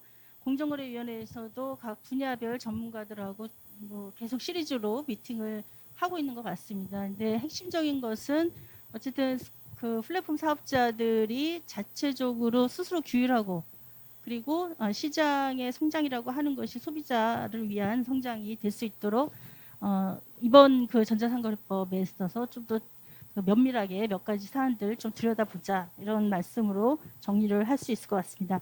자, 이어서 바로 지정 토론에 들어가는데요. 좀 복잡합니다 또. 그래서 두 분은 줌으로 지금 이제 토론을 해주실 거고요. 그리고 오늘 참석해주신 5분은 그 현장에서 이게 토론을 해주실 겁니다. 그래서 먼저 자리에 좀 착석을 해주시고 그 다음에 줌으로 연결하실 분들을 먼저 토론을 좀 하시도록 그렇게 하고 현장 진행을 그렇게 하는 걸로 하겠습니다. 그리고 지금 줌에서 소리가 좀 계속 이 유튜브하고 이렇게 상충이 지금 해결이 안 돼서 소리가 잘 안 되니까 혹시 줌에서 지금 보고 계신 분 계시면 소리가 좀 들리는 게 불편하시면 지금 유튜브가 생중계로 되어 있으니까 컨슈머 맵, 그 유튜브에서 컨슈머 맵을 치시고 들어오시면 지금 생중계 되어 있으니까 소리가 잘 들립니다. 거기는. 그래서 같이 들으시면은 좋을 것 같습니다. 네. 자, 본격적으로 토론하기 전에 제가 그 줌으로 연결하실 분들은 좀 먼저 진행을 하고 그 다음에 현장에서 진행하도록 할 텐데요. 그 전에 아까 시작이 저희가 좀 늦어지는 바람에 우리 귀한 그 이은영 이사장님의 인사말을 따로 청해서 듣지는 못했습니다. 그래서 먼저 우리 좌장님의 인사 말씀을 간단히 듣고, 네, 그리고 김재환 정책국장님, 그다음에 서혜숙 변호사님을 순서로 해서 토론을 줌으로 진행하는 것을 먼저 보고 그 다음에 현장 토론을 진행하는 걸로 그렇게 하겠습니다. 네, 이은영 이사장님은 저희 소비자 권익 포럼의 지금 이사장님을 맡고 계시고요. 잠깐만 하시겠다는 걸 제가 그냥 바짓가랑이를 붙잡고 매달려서 지금 4년째 계속 이사장님 맡아서 많은 노고를 해주고 계십니다. 큰 박수로 인사말 좀 청해 듣도록 하겠습니다.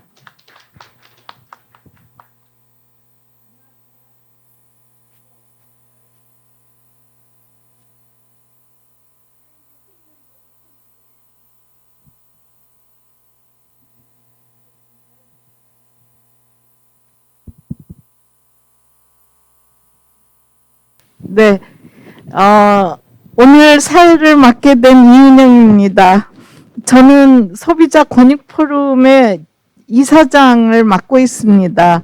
오늘 이 행사가 이제 소비자 권익 포럼의 26번째 그 세미나예요. 그런데 우리 소비자 권익 포럼 굉장히 부지런히 일해왔습니다만 요즘 코로나 때문에 이렇게 현장 세미나를 한 건 조금 오랜만입니다. 그 현장 세미나와 줌 참여를 같이 하니까 또 훨씬 생기 있는 것 같습니다.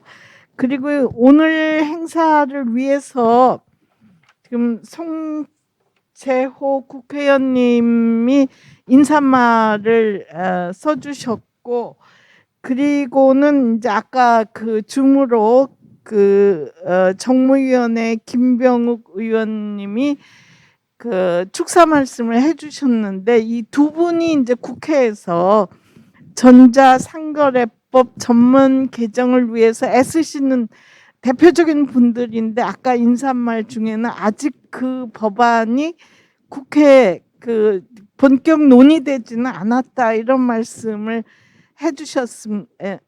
해주시고, 또 오늘 이렇게 인사말 축사까지 하시는 거 보니까 관심은 많으신 것 같아요. 조만간에 국회에서 논의되리라고 봅니다. 그리고 오늘 이제 특별히 의미 있는 일은 소비자 시민 모임에서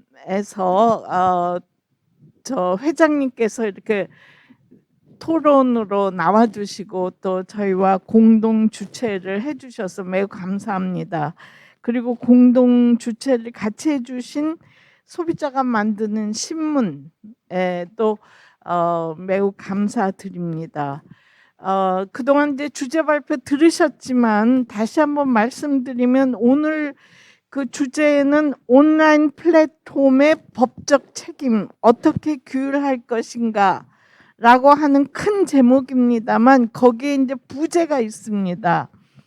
전자상거래법 전면 개정 입법 예고안의 검토 및 제안입니다. 즉 정부 공정거래위원회 측에서 만든 전자상거래 전면 개정안에 대해서 우리 그 소비자 단체에 계신 또 많은 이 분야의 전문가들이 여기에 대해서 잘했다 또는 좀 이 점은 고쳤으면 좋겠다 등등의 많은 관심과 더불어서 다른 의견을 내주시는 자리이고, 아까 주제 발표해 주신 서희석 교수님께서는 전면 개정안을 제안한 것에 대해서 매우 반가워하면서도 또 약간의 문제점이 있다라고 하는 것을 민법학자의 측면에서 날카롭게 지적해 주셨습니다. 서희석 교수님은 지금 소비자법의 대한민국의 최고 권위자이십니다. 그리고 이제 토론자를 소개해 올리겠는데요. 우선 성신여자대학교 법학부의 황태희 교수님 와주셔서 감사합니다. 그다음에 한국인터넷기업협회 김재환 정책국장님. 네, 줌으로 나와 주셨는데 감사드립니다. 그다음에 한국소비자단체협의회 분쟁조정위원장이신 변웅재 변호사님 감사합니다. 한국온라인쇼핑협회 유통연구소 서혜숙 변호사님 줌에서 인사하고 계신데 감사합니다. 경희대학교 법무대학원의 최민식 교수님 감사합니다. 소비자 시민 모임의 백태용 회장님 감사드립니다. 그리고 오늘 일부러 바쁘신데도 나와주신 공정거래위원회 소비자정책국의 송상민 국장님 감사드립니다. 지금 저희는 이제 YWC 강당에서 현장 세미나로 하고 있는데요. 열기가 매우 높습니다. 그럼에도 불구하고 저희가 시간이 매우 제한돼 있어요. 아까 주제 발표하는데 시간을 너무 많이 썼어요. 그래서 각 토론자께 7분 정도의 시간을 드리겠습니다. 자, 그러면 순서대로 사장님 잠깐만요. 저기 줌으로 하시는 분들을 먼저 연결하시고 그다음에 여기 순서대로 진행을 하셔야 될 것 같아요. 또 주변에 그러면 들어가시는 먼저 분들이 누구부터 네, 할까요? 시간이 또 제한이 있어서 그래서 지금 준비를 하고 계신데 그 김재환 한국인터넷기업협회 정책국장님의 토론부터 먼저 듣고 그다음에 네. 서혜숙 변호사님 토론을 줌을 통해서 듣고 두 분 다 기업 쪽에서의 입장을 먼저 얘기하시는 건데 지금 코로나가 다시 좀 확진자가 늘어나면서 아마 기업 쪽은 일정 숫자가 넘어가는 분들을 만나면 자가격리를 또 일주일 해야 된답니다. 그래서 전혀 밖을 나올 수가 없어서 줌으로 지금 연결을 하고 계신 거니까 먼저 듣고 네, 7분씩 네, 부탁드립니다. 네, 부탁드립니다. 네, 감사합니다. 목소리 잘 들리시죠?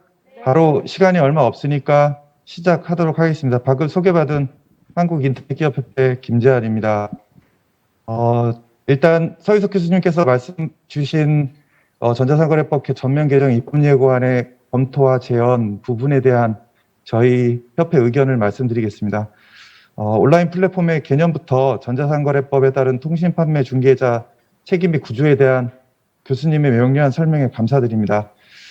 양면 시장에서의 플랫폼 운영자와 단면 시장에서의 판매자가 법적으로는 통신판매 중개자, 통신판매업자로 엄격히 구별되는 것은 재화 등의 공급 구조와 수익 구조가 다르기 때문이고 거래 관여와 관련해서도 계약 체결이나 대금 결제 업무를 수행한다는 이유만으로 시스템상의 하자 등의 문제가 아닌 판매자 측의 사정으로 인한 문제에 대해서까지 연대배상 책임을 부담시키는 것은 이론적으로 기체 근거가 명확하지 않은 문제가 있다는 교수님의 견해에 동의합니다. 한편 플랫폼은 판매자와 중개자의 법적 지위가 구별되는 비즈니스 모델이므로 양자의 구별을 전제로 하여 법적 책임을 부과하고 소비자 보호를 추구하여야 이 시장이 유지될 수 있고 소비자들이 그 장점을 누릴 수 있다는 말씀에도 공감합니다. 위와 같이 교수님의 이번 전자상거래법 개정안의 문제점에 대한 지적은 타당하다고 생각하고요. 저희 협회도 외관 책임을 내세워서 불명확한 요건에 근거하여 연대 책임을 부과하는 제25조 개정안 등의 규정들이 제3자로서 계약 당사자 사이에 서서 이를 주선한다는 중개의 본질의 정면으로 반하는 것으로 문제가 있다고 생각합니다. 전자상거래법 개정 방향에 대한 교수님의 발표에 대한 의견입니다. 공정위는 최근에 전자상거래법 개정의 필요성에 대해서 온라인 플랫폼을 통한 거래가 증가하면서 소비자 불만이 늘고 있다고 얘기하고 있습니다. 그런데 2016년 기준 161.1조 원이라는 막대한 규모의 거래가 일어나는 온라인 쇼핑몰에서 피해의 비중은 오히려 감소도 주목할 필요가 있습니다. 한국소비자원 2020년도에 발표된 소비자 피해 연보 사례집을 보면 전자상거래 관련해서 피해금이 2018년에 1,119 21.4%였는데 2019년에는 비율로 따지면 27.1%로 거래 규모 증가세 대비해 소폭으로 감소했습니다. 교수님도 소비자 불만이나 분쟁이 많이 발생함에도 불구하고 플랫폼이 이를 적절하게 처리하지 않는다면 소비자 집단의 플랫폼에 대한 신뢰가 저하되어 시장으로부터의 이탈을 부추길 것이고 결국 플랫폼의 붕괴를 가져올 수도 있다라는 말씀을 하셨습니다. 통신 판매 중개업자들이 자신의 책임을 방기하고 소비자를 외면하고 있었다면 2019년 대비 거래액이 19.1% 증가하는 등 전자상거래 시장이 현재와 같은 지속적 성장세를 유지하지 못했을 것이 분명하다고 생각합니다. 이러한 시장 상황에서 온라인 플랫폼 운영 사업자와 입점업체 간의 거래에 대한 규제를 강화할 경우에 규제 이행 비용과 새로운 사업 모델 마련 등의 비용이 추가로 발생돼서 상품 및 서비스 가격 인상으로 이어질 것입니다. 결과적으로 거래 비용이 계속 증가하게 될 것입니다. 또한 온라인 플랫폼에 소상공인과 개인 사업자가 많이 입점할수록 가격 할인 등 혜택도 늘어나는데 규제로 인해 진입장 비용이 높아지면 소비자에 대한 이러한 혜택도 줄어들 가능성이 높습니다. 1분 이와 내로 같은 마무리해 우려는 비단 주세요. 업계뿐만 아니라 다수의 전문가들이 공통적으로 가지고 있는 입장이기도 합니다. 공정위가 전자상거래 비즈니스 모델 특징을 잘 반영하고 법적 안정성을 제고하고 소비자 분쟁의 자율 규제를 강화하는 방향으로 역할을 고민해야 된다는 서희석 교수님의 제언과 전면 개정에 따른 효과 부작용, 특히 시장 왜곡에 따라서 소비자 편익이 저해될 가능성도 있으므로 이러한 부분들을 면밀히 검토해야 한다는 주장들이 계속 나타나고 있고 이 부분을 받아들여야 할 것입니다. 입법 예고 이후에 지금 여러 소비자 단체뿐만 아니라 업계들을 만나시고 계신데요. 공정위에 바라는 말을 간략하게 말씀드리겠습니다. 지난 6일 공정위가 한국소비자법학회하고 공동으로 학술 행사를 개최했는데요. 그때 서종희 교수님이 연세대학교 법학전문대학원의 서종희 교수님께서 말씀하신 건데 입법자의 법 창조가 전적으로 자유로운 결정이 아니다. 그리고 이번 개정안이 공정위에 지나친 자유 것은 아닌지 우려스럽다라는 말씀을 주셨습니다. 헌법재판소가 불명확한 법률은 필연적으로 기본권 침해를 과도하게 규제하는 법이 될 수 있다. 그리고 새로운 법제들을 창설할 때에는 당연히 기존 법제와의 조화를 늘 염두에 두어야 한다는 체계 정당성의 원리에 비춰볼 때도 이번 개정안 29조는 온라인 플랫폼에 집중하는 데 치우친 나머지 기본의 의미가 모호하거나 다의적으로 해석될 우려가 있고 현행 전자상거래 체계에 바탕한 타법과의 조화에도 실패한 것으로 보입니다. 마지막으로 저희 업계에서 요청을 드리고 있는 것인데요. EU의 예를 글로벌 트렌드로 오해하거나 맹신하기보다는 그 EU의 정책이 우리나라 국가 경제에 미치는 영향을 고려할 때 적어도 몇 년의 깊이 있는 연구를 선행하고 그것을 저희 정책으로 받아들여야 될 것이라고 감사합니다. 생각합니다. 또한 다양한 전자상거래 모형들이 공유경제 실현에 기여하고 있으니까 이러한 부분들도 규제보다는 경쟁을 활성화하는 방안으로 개정안을 전면 재검토해 주시기를 바랍니다. 이상입니다. 네. 그 다음에 서혜숙 변호사께 부탁드립니다. 7분 지켜주세요. 서혜숙 변호사님 연결되어 있으세요? 네네. 7분 꼭 지켜주세요.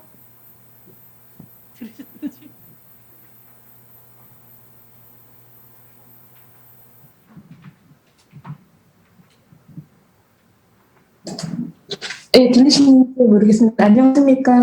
저 서혜숙 변호사입니다.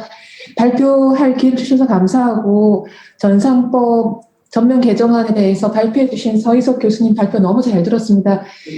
물론 제가 준비한 것은 3분 내에 끝낼 수 있는 내용이라 서희석 교수님 발표문을 들으면서 사실은 제가 이렇게 많이 배웠다 이런 생각을 하고 이 현재의 전상법과 전상법 전면 개정안은 사실은 실무를 많이 하시는 분들 중에서는 기본적 법률 관계나 법률 용어에 대해서 친숙하지 않기 때문에 실수를 하시는 경우가 있고 법률만 하시는 분들은 실무에서 생기는 문제점을 잘 이해를 못 하시는데 솔직히 오늘 서희석 교수님 말씀드리면서 이건 교과서로 생각하면서 공부를 좀 줄을 끄면서 공부를 해야 되겠다.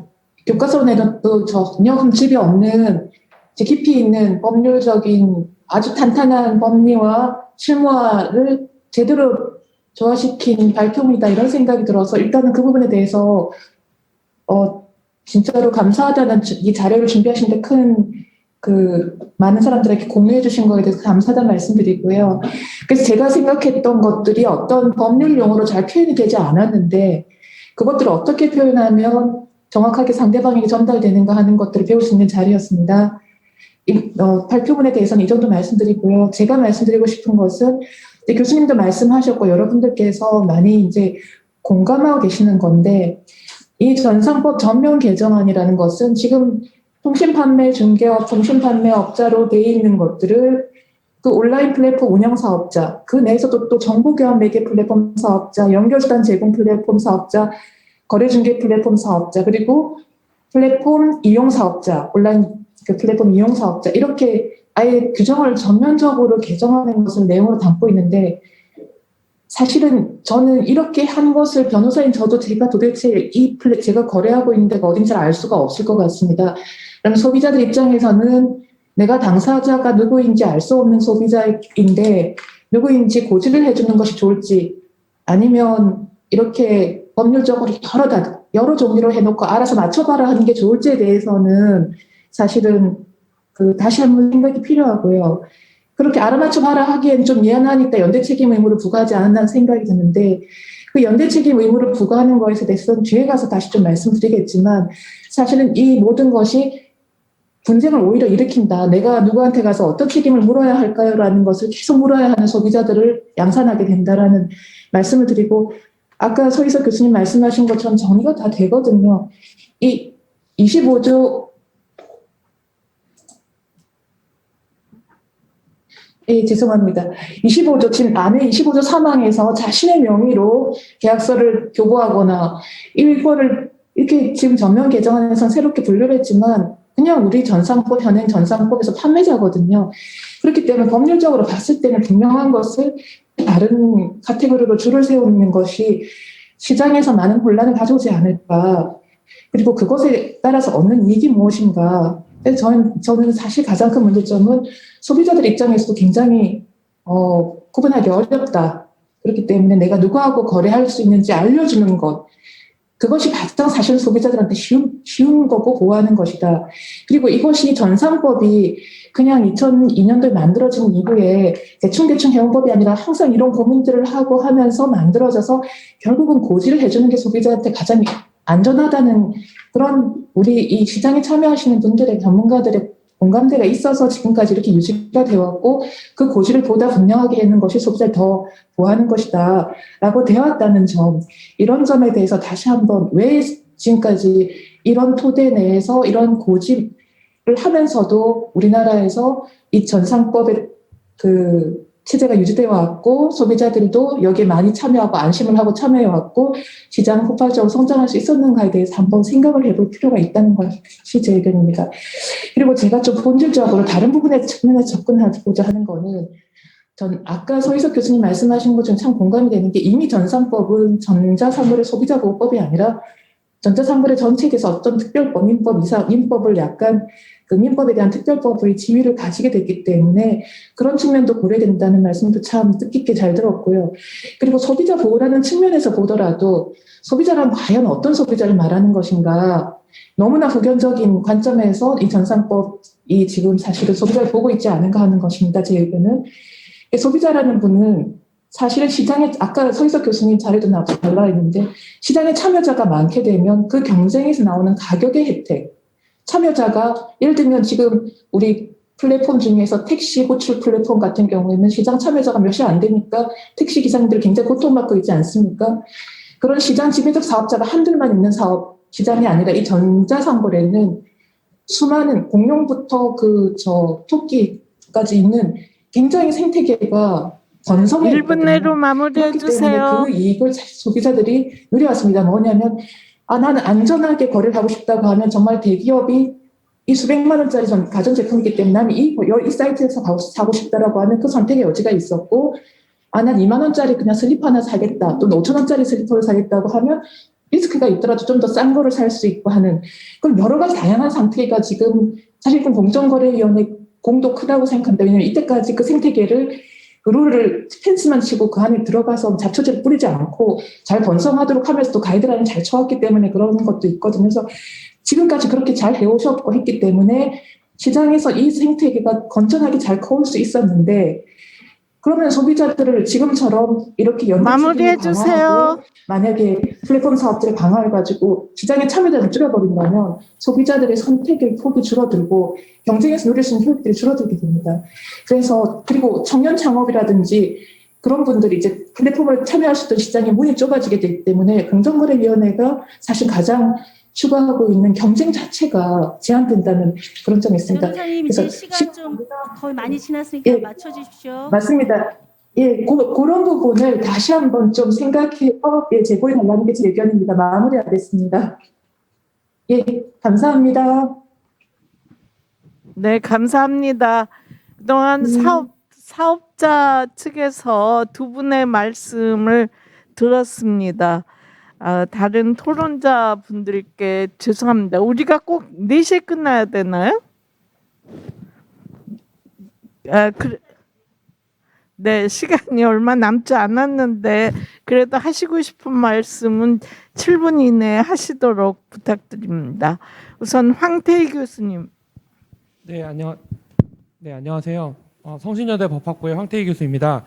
우선 26차 소비자 권익 포럼에서 존경하는 서 교수님의 발표에 제가 토론을 맡게 돼서 감사드리고요.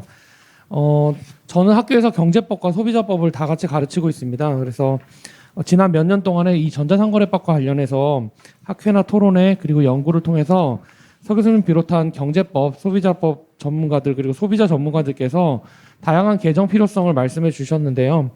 오늘 저는 서 교수님 발표를 듣고 그러한 공정위가 입법 예고한 전자상거래 법안이 기존에 축적된 논의를 최대한 반영했으면 어땠을까 하는 약간 아쉬움이 있지만 그래도 이런 자리가 많이 마련되고 있거든요. 그래서 그런 자리에서 제기된 의견들을 잘 반영하셔서 좋은 법안을 완성하셨으면 하는 그러한 바람으로 저도 교수님께 몇 가지 여쭙고 제 의견을 말씀드리려고 합니다.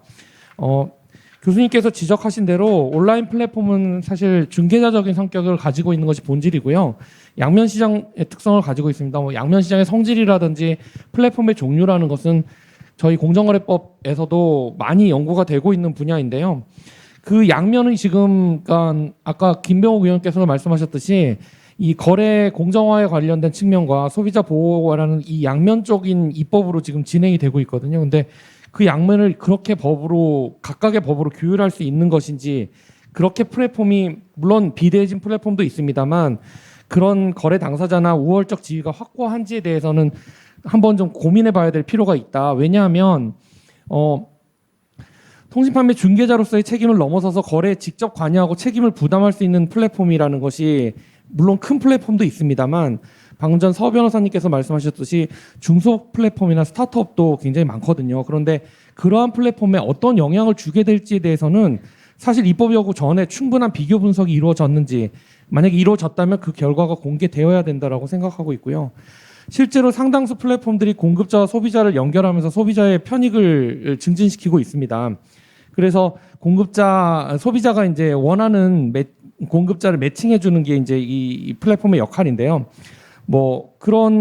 제가 치킨집이라는 그런 단어를 검색했을 때 제가 우리 집에 가까운 것이라든지 아니면 맛있는이라든지 아니면 지난번에 주문했던 이런 것들이 이제 검색 결과로 등장하는 것이죠. 그런데 그렇다면 소비자가 큰 불만이 없을 텐데 만약에 검색의 기준을 공개해서 그 검색 기준대로 그걸 애뷰즈하는 업체들이 생긴다면 예컨대 검색 횟수라는 기준에 따라서 검색 횟수를 막 늘려주는 업체들이 있거든요. 그래서 그런 만약에 업체들이 그런 작업을 한다면 모르는 소비자들은 검색이 많이 됐으니까 당연히 좋겠구나라고 생각할 수 있는 오인 가능성도 있단 말이죠. 그러면 결국은 그 신규라든지 정말 맛집이라든지 또는 동네 치킨집들은 사실 운영하기 어려울 수도 있어서 소비자 이익이라는 것이 검색 결과라는 어떤 기준, 정보 공개의 기준이라는 것은 굉장히 중요한 점에서는 저도 부인하진 않는데 다만 지금 현행 개정안 16조처럼 사전적 정보 제공 의무를 강하게 부과하는 것이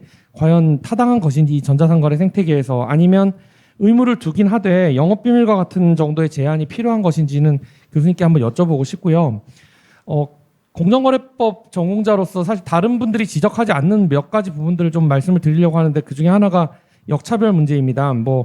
다른 분들도 말씀하시겠지만 외국 사업자들이 규제 대상이 되느냐, 어느 정도의 규모의 외국 사업자들이 규제 대상이 되느냐에 대해서 개정안은 그걸 대통령령으로 정하도록 하고 있는데요.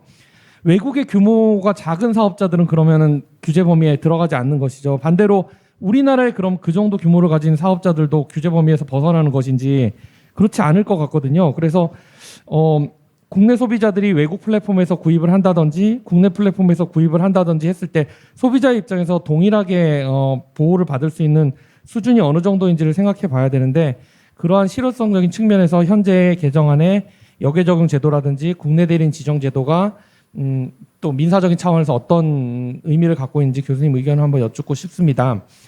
절차적 권리 보장에 대해서는 사실 다른 데서 말씀을 안 드리는데요. 공정위의 공법적 규제가 이 소비자 보호에 필요한 점은 사실입니다만 국가의 후견적 개입이라는 것이 자율규제라는 이름으로 최소화될 수도 있는 것입니다. 그리고 또 하나는 규제가 필요하다면 절차 권리 보장이 굉장히 중요한데요. 최근에 공정거래법 전부 개정이 있었고 거기에서 피시민의 방어권, 당사자 진술 청취, 진술조서 작성 등 아니면 변호인의 조력을 받을 권리 등 이런 것들이 이제 들어왔는데, 만약에 규제가 이루어진다면 이것도 전상법에서 반영이 돼야 되는 것이 아닌가라는 생각이고요. 서면 실태 조사 같은 것은 이제 구체적 혐의나 신고에 의해서 조사를 하는 것이 아니기 때문에 임의 조사에 그쳐야 할 텐데, 이를 거절하면 제재가 가능하도록 하는 것이 과연 타당한지는 한번 재고가 돼야 될 것 같습니다. 그리고 55조의 정보 제공 의무에 있어서 신원 정보 제공 의무 같은 그런 정보 제공 의무에 있어서도 온라인 플랫폼 사업자가 만약에 전자상거래 사업자와 연대 책임을 지는 경우를 앞에서 계속 얘기하고 있거든요. 그런 경우에 분쟁 당사자인 소비자가 기존에는 이제 호스팅 사업자 정도였기 때문에 그게 가능했었을 텐데, 만약에 연대 책임을 무는 그런 운영 플랫폼 사업자의 경우에는 그런 자료를 요구하는 것이 과연 민사소송 일반 원칙에 맞는지, 그리고 각 호에서 언급된 주체가 뭐 대통령령에 정하는 자료를 이렇게 요구하는 식으로 되어 있는데 어떤 자료를 어떻게 몇 번에 요구할 수 있는지가 명확하게 확정되지 않았어요. 그래서 사실은 저희도 자료 요구를 많이 받습니다만 자료가 다 다르거든요. 그런데 그런 다른 자료들을 어떻게 제공해야 되는지도 사실은 좀 디테일하게 좀 들여다봐야 되는 문제가 아닌가라고 생각합니다. 개정 마무리하겠습니다. 개정 법안이 소비자의 피해 구제를 쉽게 하는 방식으로 소비자 보호를 강화하는 점에서는 이의를 찾겠지만, 오히려 중소 플랫폼이라는 그런 차원에서는 소비자를 위한 것인지 의문이 들고요. 경쟁 당국이라는 것이 결국은 자연스럽게 시장에서의 경쟁을 보장해서 소비자의 선택권을 보호하는 것도 중요한 기능이라고 생각하거든요. 그런 측면에서 조금 더 이 개정안을 들여다봐야 될 필요가 있다라고 생각합니다. 네, 이상 마치겠습니다. 네, 감사합니다. 그러면 다음에는 변웅재 변호사님께 부탁드리겠습니다. 네, 소개받은 변홍재 변호사입니다. 일단 제가 드리는 말씀은 제 개인적 의견입니다. 제 소유업과도 아무 상관이 없고요. 저는 이제 일상적으로 저는 이제 전자상거래 같은 분쟁에 조정을 하는 사람으로서 상당히 이제 사실 법이 나와서 많은 기대를 했습니다. 그리고 또 아마 이제 우리 공정거래위도 그런 관점에서 했을 거 보고요. 실무상 보면은 그 플랫폼 사업자 같은 경우에는 나는 판매자가 아니다라는 것을 이제 명확하게 고지하고, 그러면 일단은 책임을 면하고 주로 이제 소비자와 판매자 간에 직접 조정이 되는 그런 경우가 있습니다. 그래서 그럴 때마다 이제 사업자가 만약에 뭐 영세하거나 아니면 뭐 잘 조정을 받아들이지 않으면 문제가 되는데, 얼핏 보면은 이제 이 법에 따라서 이제 저희가 조정 결정문을 쓸 때 양쪽 당사자를 다 피신청인으로 해가지고 연대 책임을 져라라고 하면은 상당히 좋을 것 같은데, 제 걱정은 뭐냐면은 과거에 이제 사업자 같은 경우에는, 판매자 같은 경우에는 어쨌든 자기가 조정의 유일한 당사자니까 그걸 응하는 경우가 그래도 있었고요. 근데 이제 같이 연대 책임을 부담하는 게 플랫폼 사업자니까 저 회사가 더 크니까 나는 책임 없다라고 안 할 것 같고, 그다음에 플랫폼 사업자는 이게 이제 법이 좀 애매한 것들이 있습니다. 특히 일단은 이 플랫폼 사업자가 책임을 지는 법적 근거가 아까 우리 서익 교수님도 말씀하셨지만 좀 명확치 않은 부분들이 많아요. 이게 자기 책임인지 아니면은 뭐 법정 책임인지 아니면은 뭐 이른바 외관 책임인지. 근데 제가 이래 보면 대기업의 특징은 뭐냐면 이런 법적인 게 명확하지 않으면은 이분들이 돈이 없어서가 아니라 이거를 그 수용하게 되면 이제 자기네 원칙이 깨지고 그러면 자기네 재무제표에 영향을 미치고 그러니까 아예 그냥 절대 수용하지 않습니다. 끝까지 법원 가거든요. 그러니까 저는 이제 이런 상황이 생기지 않을까. 그러니까 그래서 우리가 생각하는 것보다 오히려 나쁜 상황이 생길 수도 있다. 그렇다면은 사실 제가 기대했던 거는 플랫폼 사업자가 예를 들면은 자기가 다 책임을 지겠다. 그리고 다만 이제 책임 있는 판매 사업자나 물류 사업자한테는 구상권 같은 거를 할 수 있는 권리를 보유하고 책임을 지면서 그러면서 일정한 기금을 만들어서 일단 소비자한테는 다 보상을 해주고 자체적으로 책임지는 뭐 이런 모델을 기대했는데 그런 것과는 좀 거리가 멀어서 좀 아쉬운 점이 있고요. 그런 측면에서는 만약에 그런 시스템을 갖추는 그런 플랫폼 사업자한테는 일정한 책임을 뭐 좀 제한해주는 그런 것도 필요하지 않을까 그런 생각이 듭니다. 그리고 이제 그 정의 관련돼서 지금 원래 온라인 플랫폼 서비스 운영 사업자, 이용 사업자 복잡한데 특히 이제 온라인 플랫폼 사업자의 정의 관련돼서 지금 1, 2, 3번만 이제 가나다만 생각하시는데 라가 있습니다. 라가 어떻게 되어 있냐면 부수하여 이루어지는 결제, 배송 지원, 고객 관리 등 서비스. 이것만 해도 온라인 플랫폼 사업자에 들어갑니다. 그러니까 생각보다 온라인 플랫폼 사업자에 해당하는지 여부가 불확실할 수가 있는데 이게 결국은 나중에 법원에 가서 결정돼야 된다. 그러면 예전에 그 다단계 판매처럼 또 이런 이슈가 생기지 않을까 우려가 되고요.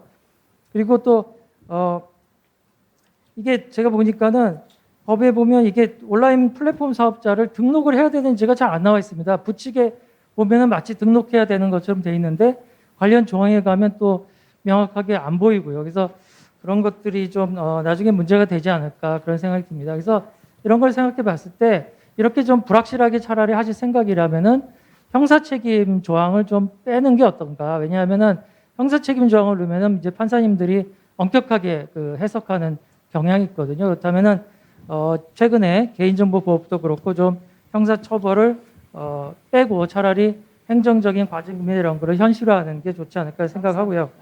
그 다음에 이제 분쟁 조정 관련돼서 그 뭐 다른 분도 이제 말씀하시겠습니다만은 이게 또 다시 이제 정부에서 분쟁 조정위원회를 만드는데 과연 그런 필요가 있을까? 기존에 그 소비자원 분쟁 조정이 돼 있고 또 다른 전자상거래 관련 분쟁 조정이 많습니다. 그렇다면은 이런 분쟁 조정이들을 서로 연계해서 하거나 아니면은 기업과 이런 민간 빈정 조정기들이 협력해서 하는 걸 장려하는 게 좋지 않을까 생각하고요. 마지막으로 사실은 이 해외 직구 관련돼서 제일 문제가 많습니다. 근데 이번에 들어간 게 딱 두 조항 들어갔습니다. 하나는 역외 적용 조항, 또 하나는 국내 대리인인데 과연 이거 갖고 해결이 될까? 왜냐하면 역외 적용 조항도 아무리 봐도 이게 뭐를 제가 외국 사업자를 하더라도 감사합니다. 뭘 해야 될지 잘 모르겠다는 생각이 들고요.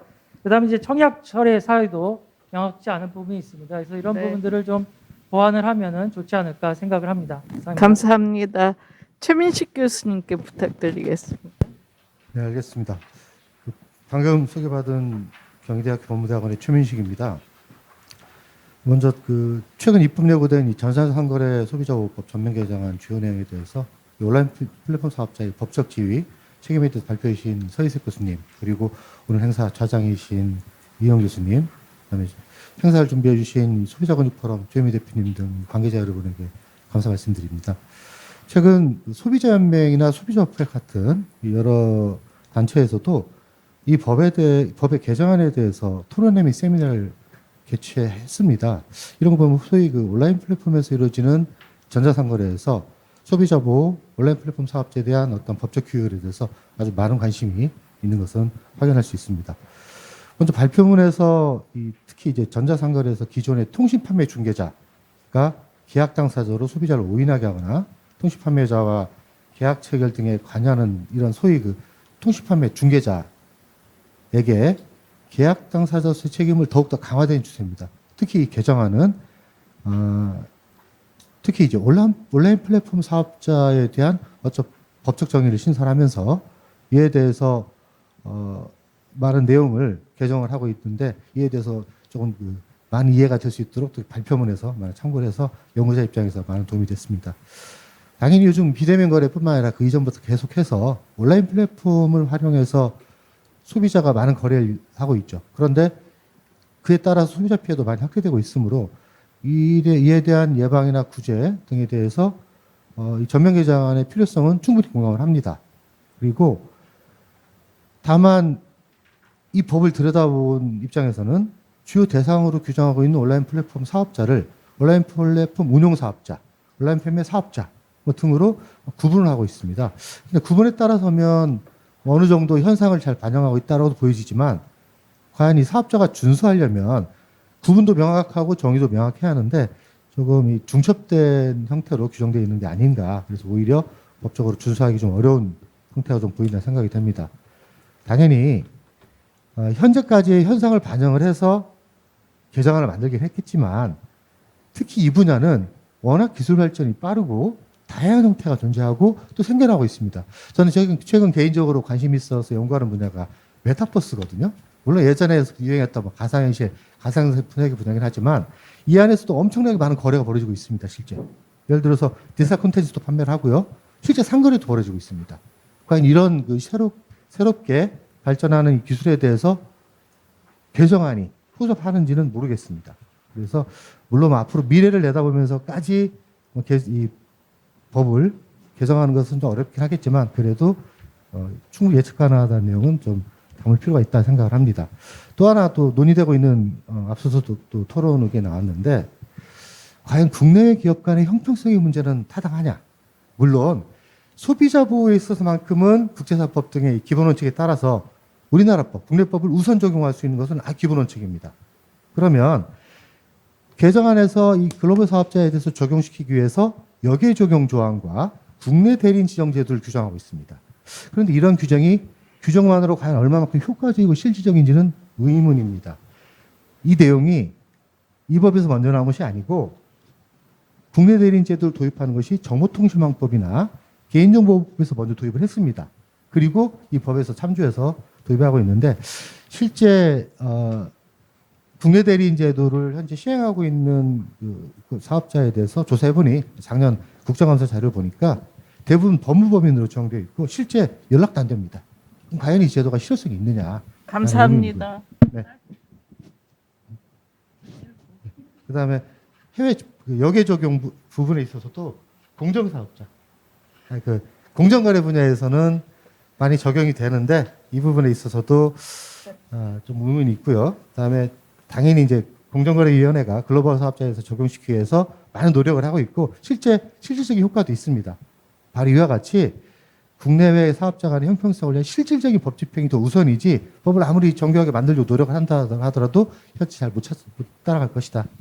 이상으로 토론 의견 마치겠습니다. 네. 감사합니다. 감사합니다. 다음은 소비자 시민 모임의 백대용 회장님께 부탁드리겠습니다. 네. 안녕하세요. 제가 전자상거래법 개정안 나온 이후에 진행되었던 세미나하고 관련된 토론회를 하나도 안 빠지고 다 봤습니다. 제기됐던 내용들 대부분 다 법적이어서 사실은 많은 분들이 좀 어렵다고 생각하실 것 같은데요. 저는 좀 달리 좀 말씀을 좀 드리고자 합니다. 제가 최근에 제 처의 생일 선물을 사기 위해서 굉장히 유명한 오픈마켓에서 물건을 샀습니다. 구매를 하고 제 와이프의 생일 이전에 배송이 되도록 해놨는데 어찌된 영문인지 배송이 되지 않아서 들어가서 확인해 보니까 품절로 강제 취소 처리가 됐더라고요. 그래서 제가 왜 이런 일이 생겼지 하고 다시 봤더니 원래 판매됐던 가격보다 인상된 가격으로 다시 판매가 되고 있었습니다. 그래서 제가 그거를 또 주문을 했는데 그것도 품절로 강제 구매 처리가 됐어요. 그래서 결국은 제 와이프 생일 때 그 선물을 배송하지 못했고, 그래서 제가 그 유명한 오픈마켓에 이메일을 보냈습니다. 판매자가 이런 행동들을 하고 있는데 이것과 관련돼서 오픈마켓이 어떠한 조치를 취하느냐라고 했는데 제가 한 2주를 기다렸는데 아무런 회신이 없었습니다. 그래서 제가 콜센터로 전화를 했습니다. 그래서 또 명색이 소비자단체 회장이기 때문에 화를 낼 수는 없고 그냥 일반 소비자인 척하면서 이러이러한 일들이 있는데 저는 괜찮지만 다른 소비자들이 똑같은 피해를 보면 어떡하냐, 이런 것들은 유명한 오픈마켓이기 때문에 관리 감독을 해야 되는 거 아니냐라고 했는데 여전히 그대로 방치가 되어 있었고요. 제가 나중에 좀 더 가서 댓글을 확인해 보니까 아니나 다를까 저 외에 다른 분들도 이런 식의 피해를 많이 당하시고 댓글에다가 비슷한 피해를 하소연하고 있더라고요. 제가 최근에 겪은 일입니다. 무슨 말씀을 드리자면 우리 변은재 의원님도 조정에서 있었던 경험을 말씀하셨는데 저도 조정을 많이 참여해 보니까 조정에 나오시는 당사자 중에 온라인 플랫폼 사업자 단 한 분도 제가 보지 못했습니다. 대부분 영세한 사업 판매자와 소비자가 나와서 싸우고 있습니다. 저도 한번 경험해 보니 어떤 생각이 드냐면 알겠습니다. 제가 판매자가 저한테 판매했다는 거 저도 압니다. 대한민국에 있는 웬만한 소비자분들이면 오픈마켓이 판매했다고 생각하지는 않을 겁니다. 중개자라고 생각하고 거기에 입점해 있던 판매자가 판매할 거라고 생각을 합니다. 하지만 이런 문제가 발생했을 때 오픈마켓 사업자, 온라인 플랫폼 사업자들은 내가 판매한 게 아니기 때문에 판매자하고 알아서 해결하세요 라고 하고 뒤로 물러섭니다. 법적인 권리 의무를 떠나서 소비자는 어떻게 생각하냐면 알겠는데 그런데 온라인 플랫폼 사업자, 판매업자로부터 엄청난 이용료를 받으면서 막대한 경제적 이익을 취하고 있는데 정작 이런 소비자 문제가 발생했을 때 전혀 도움을 주지 않는구나. 참 서운하고 아쉽다. 이런 것들에 대해서 그냥 중개자라는 이유만으로 소비자들이 어떤 적당한 권리 구제를 받지 못하고 그냥 판매자와 1대1로만 계속 이렇게 분쟁을 해결해야 되나? 라는 어떤 문제제기가 있었고요. 저도 경험을 했고 이런 것들이 쌓이다 보니까 결국은 온라인 플랫폼 사업자에 대해서 어떤 식으로든 책임을 좀 물어야 되는 게 아니냐. 그게 직접 책임이든 연대 책임이든 무슨 책임든 간에 물어야 되지 않겠냐라는 그런 고민의 결과물이 저는 이 전자상거래법 개정안이라고 생각합니다. 그래서 기본적으로 전자상거래법 개정안의 입법 취지에 대해서는 동의를 하고요. 구체적인 부분에서 좀 틀릴지 모르지만 그래서 이런 부분들에 대해서 우리가 기업들한테 저희가 바라는 바는 이게 법적인 책임의 어떤 그런 걸 따지면서 문제가 있다라고만 할 것이 아니라 실제 현장에서 어떤 식의 문제들이 발생하고 있고 소비자들이 어떤 식의 불만과 아쉬움과 서운함을 가지고 있는지를 좀 살펴봐야 된다라는 생각이 들고요. 다만 제가 여기서 말씀드리고자 하는 바는 제 토론문에 63페이지에 있는 게 어떻게 보면 제가 하고자 하는 유일한 얘기인데요.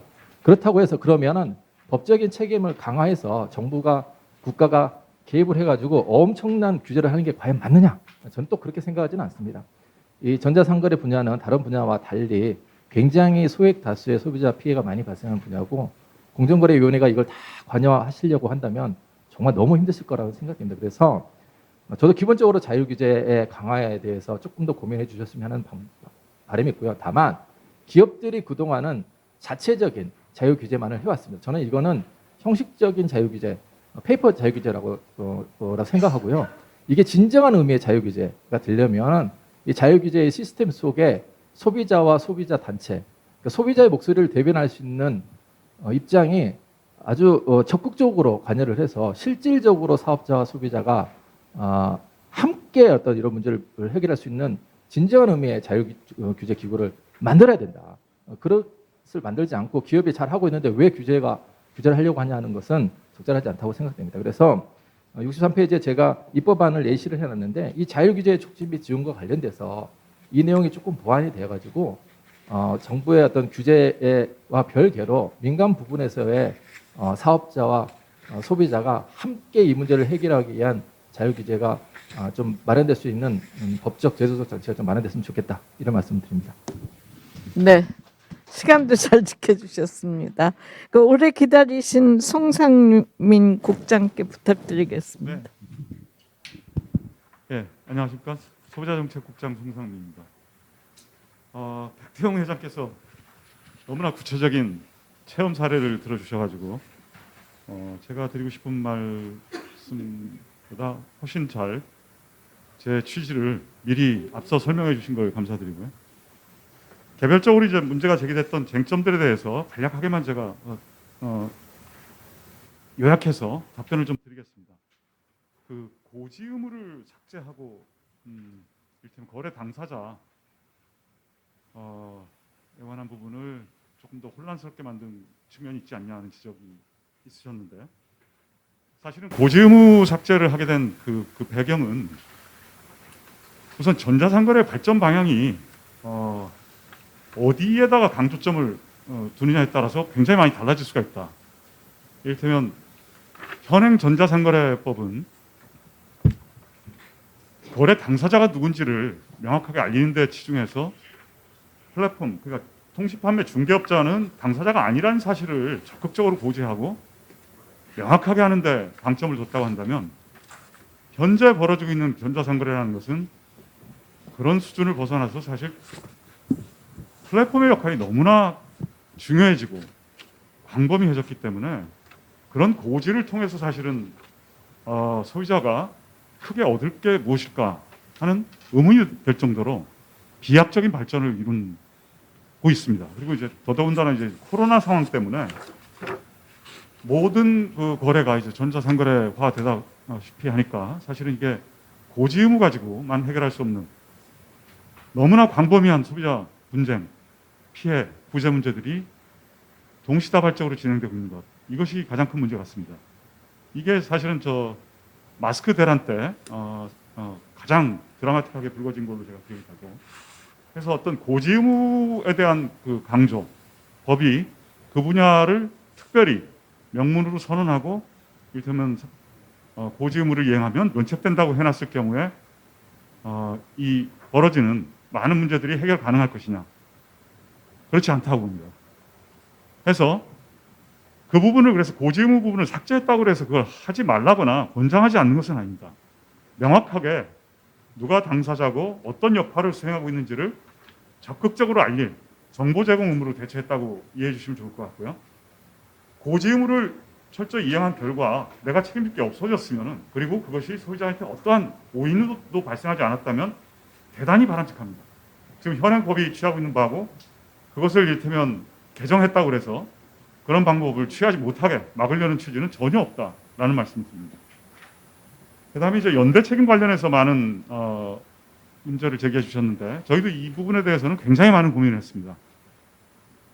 각자 자기가 한 행동, 만들어낸 외관에 따른 그에 상응하는 책임을 어떻게 지을 것이냐가 이제 고민의 요체였고요.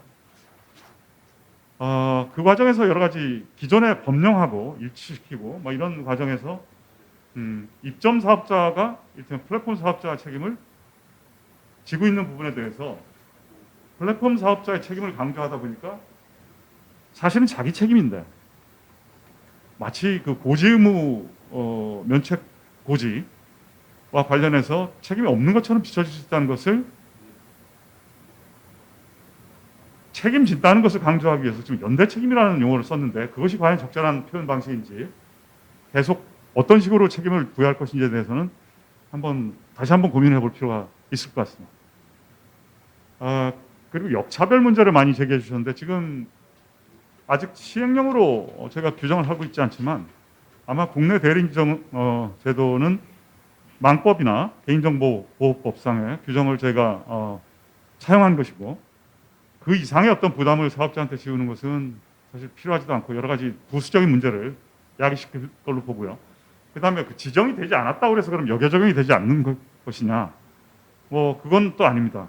사실 이론적으로는 전부 적용 가능하다 보고, 다만 이제 당위의 세계와 현실 세계에는 크나큰 괴리가 있고, 더더군다나 이 소비자법 집행에 있어서 그러면 각국 경정 당국이 여겨 적용에 대해서 어떻게 대처할 것이냐는 지금 현재로서는 상호 MOU를 체결하고 상호주의 베이스에서 상대방 국가의 문제를 해결해주는 그런 구도로 각국이 대처하고 있는 상황인데, 국내에서 이루어진 거래와 마찬가지로 똑같은 수준의 보호를 한다는 것은 먼 훗날리기가 될 것입니다. 그 사실을 이때 저희는 이제 어떤 해외 직구 사이트나 이런 인터넷을 통해서 이제 널리 알리고 피해 사례나 이런 거를 계몽하고 교육하고 홍보하는 데 위주로 접근하고 있다는 말씀을 드리고, 다만 이제 입법적으로 이런 결단을 내린 이유는 먼 훗날이 될 것이지만은 이것은 사실은 어쩔 수 없는 실현적인 선택이다. 미리 다른 법률의 규정이 있기 때문에 이것을 이제 준용하는 형태로 도입해 본다라는 정도의 의미도 넣게 됐다는 말씀을 드립니다. 네. 그밖에 분쟁조정위원회 또 지적해 주셨는데요. 이 부분은 사실 전자상거래 특유한 분쟁 양상이라는 게 있기 때문에 그 특수성에 맞는 전문적인 어떤 그 분쟁 조정의 발전 가능성을 열어보고자 하는데 사실은 그 개정안을 만든 취지가 있습니다. 이를테면 이제 플랫폼 입점 사업자 소비자 간의 삼자 간의 어떤 분쟁을 해결해야 된다는 그 분쟁 해결의 양상, 이것은 기존에 있던 어떤 분쟁 조정으로는 힘든 부분이 있고, 그리고 또한 여러 가지 전자상거래 관련된 많은 케이스나 신결례 분쟁 조정 사례들이 축적돼서 온라인 기반의 어떤 그 분쟁 조정 시스템이 발전해 나갈 수 있는 어떤 계기가 되지 않을까라는 취지에서 이것을 도입해서 실시하고자 하는 거라는 것을 말씀드립니다. 예. 송상민 국장의 그 전자상거래법 전면 개정에 대한 적극적인 의지와 노력에 감사드리고요. 오늘 또 주제 발표자 토론자들이 제안하신 문제에 대해서도 귀를 열고 계시는 거에 대해서 또 감사드립니다. 예를 들면은 플랫폼 사업자의 책임을 꼭 연대 책임으로 못 받지 않더라도 그의 원인 유발에 대한 법적 책임은 최소한 지워야 된다는 생각이신 것 같아요. 주제 발표하신 서희석 교수께 딱 2분만 총평 겸 의견을 부탁드립니다. 예, 감사합니다. 제가 오늘 발표에 시간을 너무 많이 써가지고 죄송스럽게 생각합니다. 질문이 황태희 교수님부터 유일하게 있어서 이 부분은 말씀을 드려야 될 것 같아요. 먼저 온라인 플랫폼 공정화법에 대해서 말씀해 주셨는데 오늘 주제하고는 다르지만 이 법이 필요한지에 대해서 저도 사실은 마찬가지로 의문을 갖고 있습니다. 다만 플랫폼이 한두 개의 독과점 체제로 간다면 그거는 불공정한 관행이 만들어지는 계기가 될 수 있다는 점에서 앞으로 온라인 플랫폼 공정화법의 필요성이 더 강조될 가능성도 있다고 봅니다. 저는 플랫폼 간의 경쟁 체제가 유지되어야 판매자들의 지위의 안정성도 확보할 수 있다고 생각합니다. 그러기 위해서는 현행 플랫폼 비즈니스의 생태계가 붕괴되지 않고 살아남는 것이 중요합니다. 역설적으로 전자상거래법의 역할이 더 중요하다고 말씀드릴 수가 있습니다. 두 번째로 입법 예고한 16조 정보의 투명성 확보 조치 필요성 부분은 소비자에게 필요한 최소한의 정보만 주는 방향으로 투명성 확보 조치가 이루어지면 어떻겠느냐. 가령 판매액, 광고비 집행을 얼마나 받았는지 플랫폼이 검색 횟수 등의 필요한 기준만 제공하면 충분하지 않을까라는 생각이 들고요. 이용 후기와 관련해서도 필요한 것은 언제 삭제가 이루어지는지, 삭제 안 한다면 상관없지만 삭제한다면 삭제 기준을 명확히 제시하는 것은 필요하겠다. 소비자 보호를 위해서 이런 생각이 듭니다. 5조와 19조 국내 대리인의 역차별 문제인데요. 민사 책임으로 해외 거래에서 우리나라 소비자가 보호받을 수 있느냐라고 이제 5조와 19조를 들여오면 이런 질문이셨는데 국제거래에서 민사 책임의 규율은 사실은 역외 적용으로 해결될 수 있는 사안은 아닙니다. 그것은 국제사법의 문제고요. 예컨대 중거법과 재판관원의 결정에 따라서 해결하게 될 텐데 다만 국제사법 27조에 의하면은 당사자가 예컨대 미국의 중거법을 약관에서 선택했다 하더라도 소비자의 상거소가 있는 국가의 강행 규정, 즉 우리나라의 전자상거래법이 적용이 되도록 되어 있습니다. 따라서 만약에 국제재판으로 가게 되면 우리나라 소비자는 전자상거래법에 의해서 보호를 받을 수가 있어요. 문제는 재판까지 안 가는 경우가 대부분이거든요. 소비자 거래는. 그게 문제인데 그 경우에 어떻게 보호할 것이냐가 관건이고 이것은 현실적으로 국가 간이나 또는 소비자 기관 간의 공조를 통해서 해결해야 되는 측면이 강하다고 보고 있어요. 또한 현실적으로 구매 대행이나 배송 대행을 하는 국내 업체의 역할이 중요합니다. 이들이 정말 소비자 입장에서 잘 역할을 했을 때 소비자 피해가 줄어들 걸로 생각이 됩니다. 마지막으로 이제 코멘트하고 마무리를 하겠습니다. 박대영 회장님이 말씀하신 그 사례는 저도 충분히 공감이 가지만은 만약에 그런 사태가 의미를 가지려면은 법에서 아무런 규율을 두지 않을 때에는 그런 의미를 들 수가 있을 거예요. 사업자에게 지금처럼 엄격한 책임을 묻고 있는 상황에서 더더군다나 더 엄격하게 책임을 묻겠다라는 상황에서 만약에 사업자에게 너가 책임을 질래라고 물어보면 어느 누구도 적극적으로 나서는 사업자는 없을 겁니다. 저는 소셜 커머스의 사례를 깊이 있게 생각해 봐야 된다고 생각합니다. 몇 년 전에 소셜 커머스가 갑자기 등장했다가 사라진 이유가 어디에 있는지 강한 규제가 소비자에게 능사는 아니라는 점을 말씀을 드리고요. 오늘 토론의 말씀을 들어보니까 결과적으로 사업자들은 저의 말씀에 동의를 하시고 소비자는 조금 중립적이신 것 같고 저는 사업자를 옹호하기 위한 것도 공정위를 비판하기 위해서 이 자리에 나온 것도 아닙니다. 플랫폼 시장과 소비자 보호가 조화되는 그러한 모습을 제가 상정해서 그런 감사합니다. 모습을 갖추기 위해서는 어떻게 해야 될까라는 측면에서 말씀을 드리고 싶었습니다. 현재 공정위가 많은 비판을 받고 있는 것 같은데 그 출구 전략을 마련해 드리고 싶었습니다. 만약에 오늘 송 국장님이 말씀해 주신 것처럼 오픈 마인드로 만약에 이 부분을 받아들이신다면 충분히 좋은 그러한 개선된 방향으로 입법안이 마련될 것으로 생각이 됩니다. 감사합니다. 감사합니다. 전자상거래법 전면 개정을 통해서 온라인 플랫폼의 법적 책임이 좀 더 명확하고 균형 있게 규율되기를 바랍니다. 오늘 그 사업자 또 소비자 그리고 정부 그리고 축사를 통해서 국회 입법자들까지 많은 분들이 최근의 그 우리 거래 양상의 변화인 온라인 플랫폼을 통한 거래에 관심을 많이 가져주셨습니다. 오늘 이런 자리가 앞으로도 또 우리 그 소비자 보호를 위해서 좋은 기능을 하길 바라면서 여기서 마치겠습니다. 감사합니다. 좋은 말씀.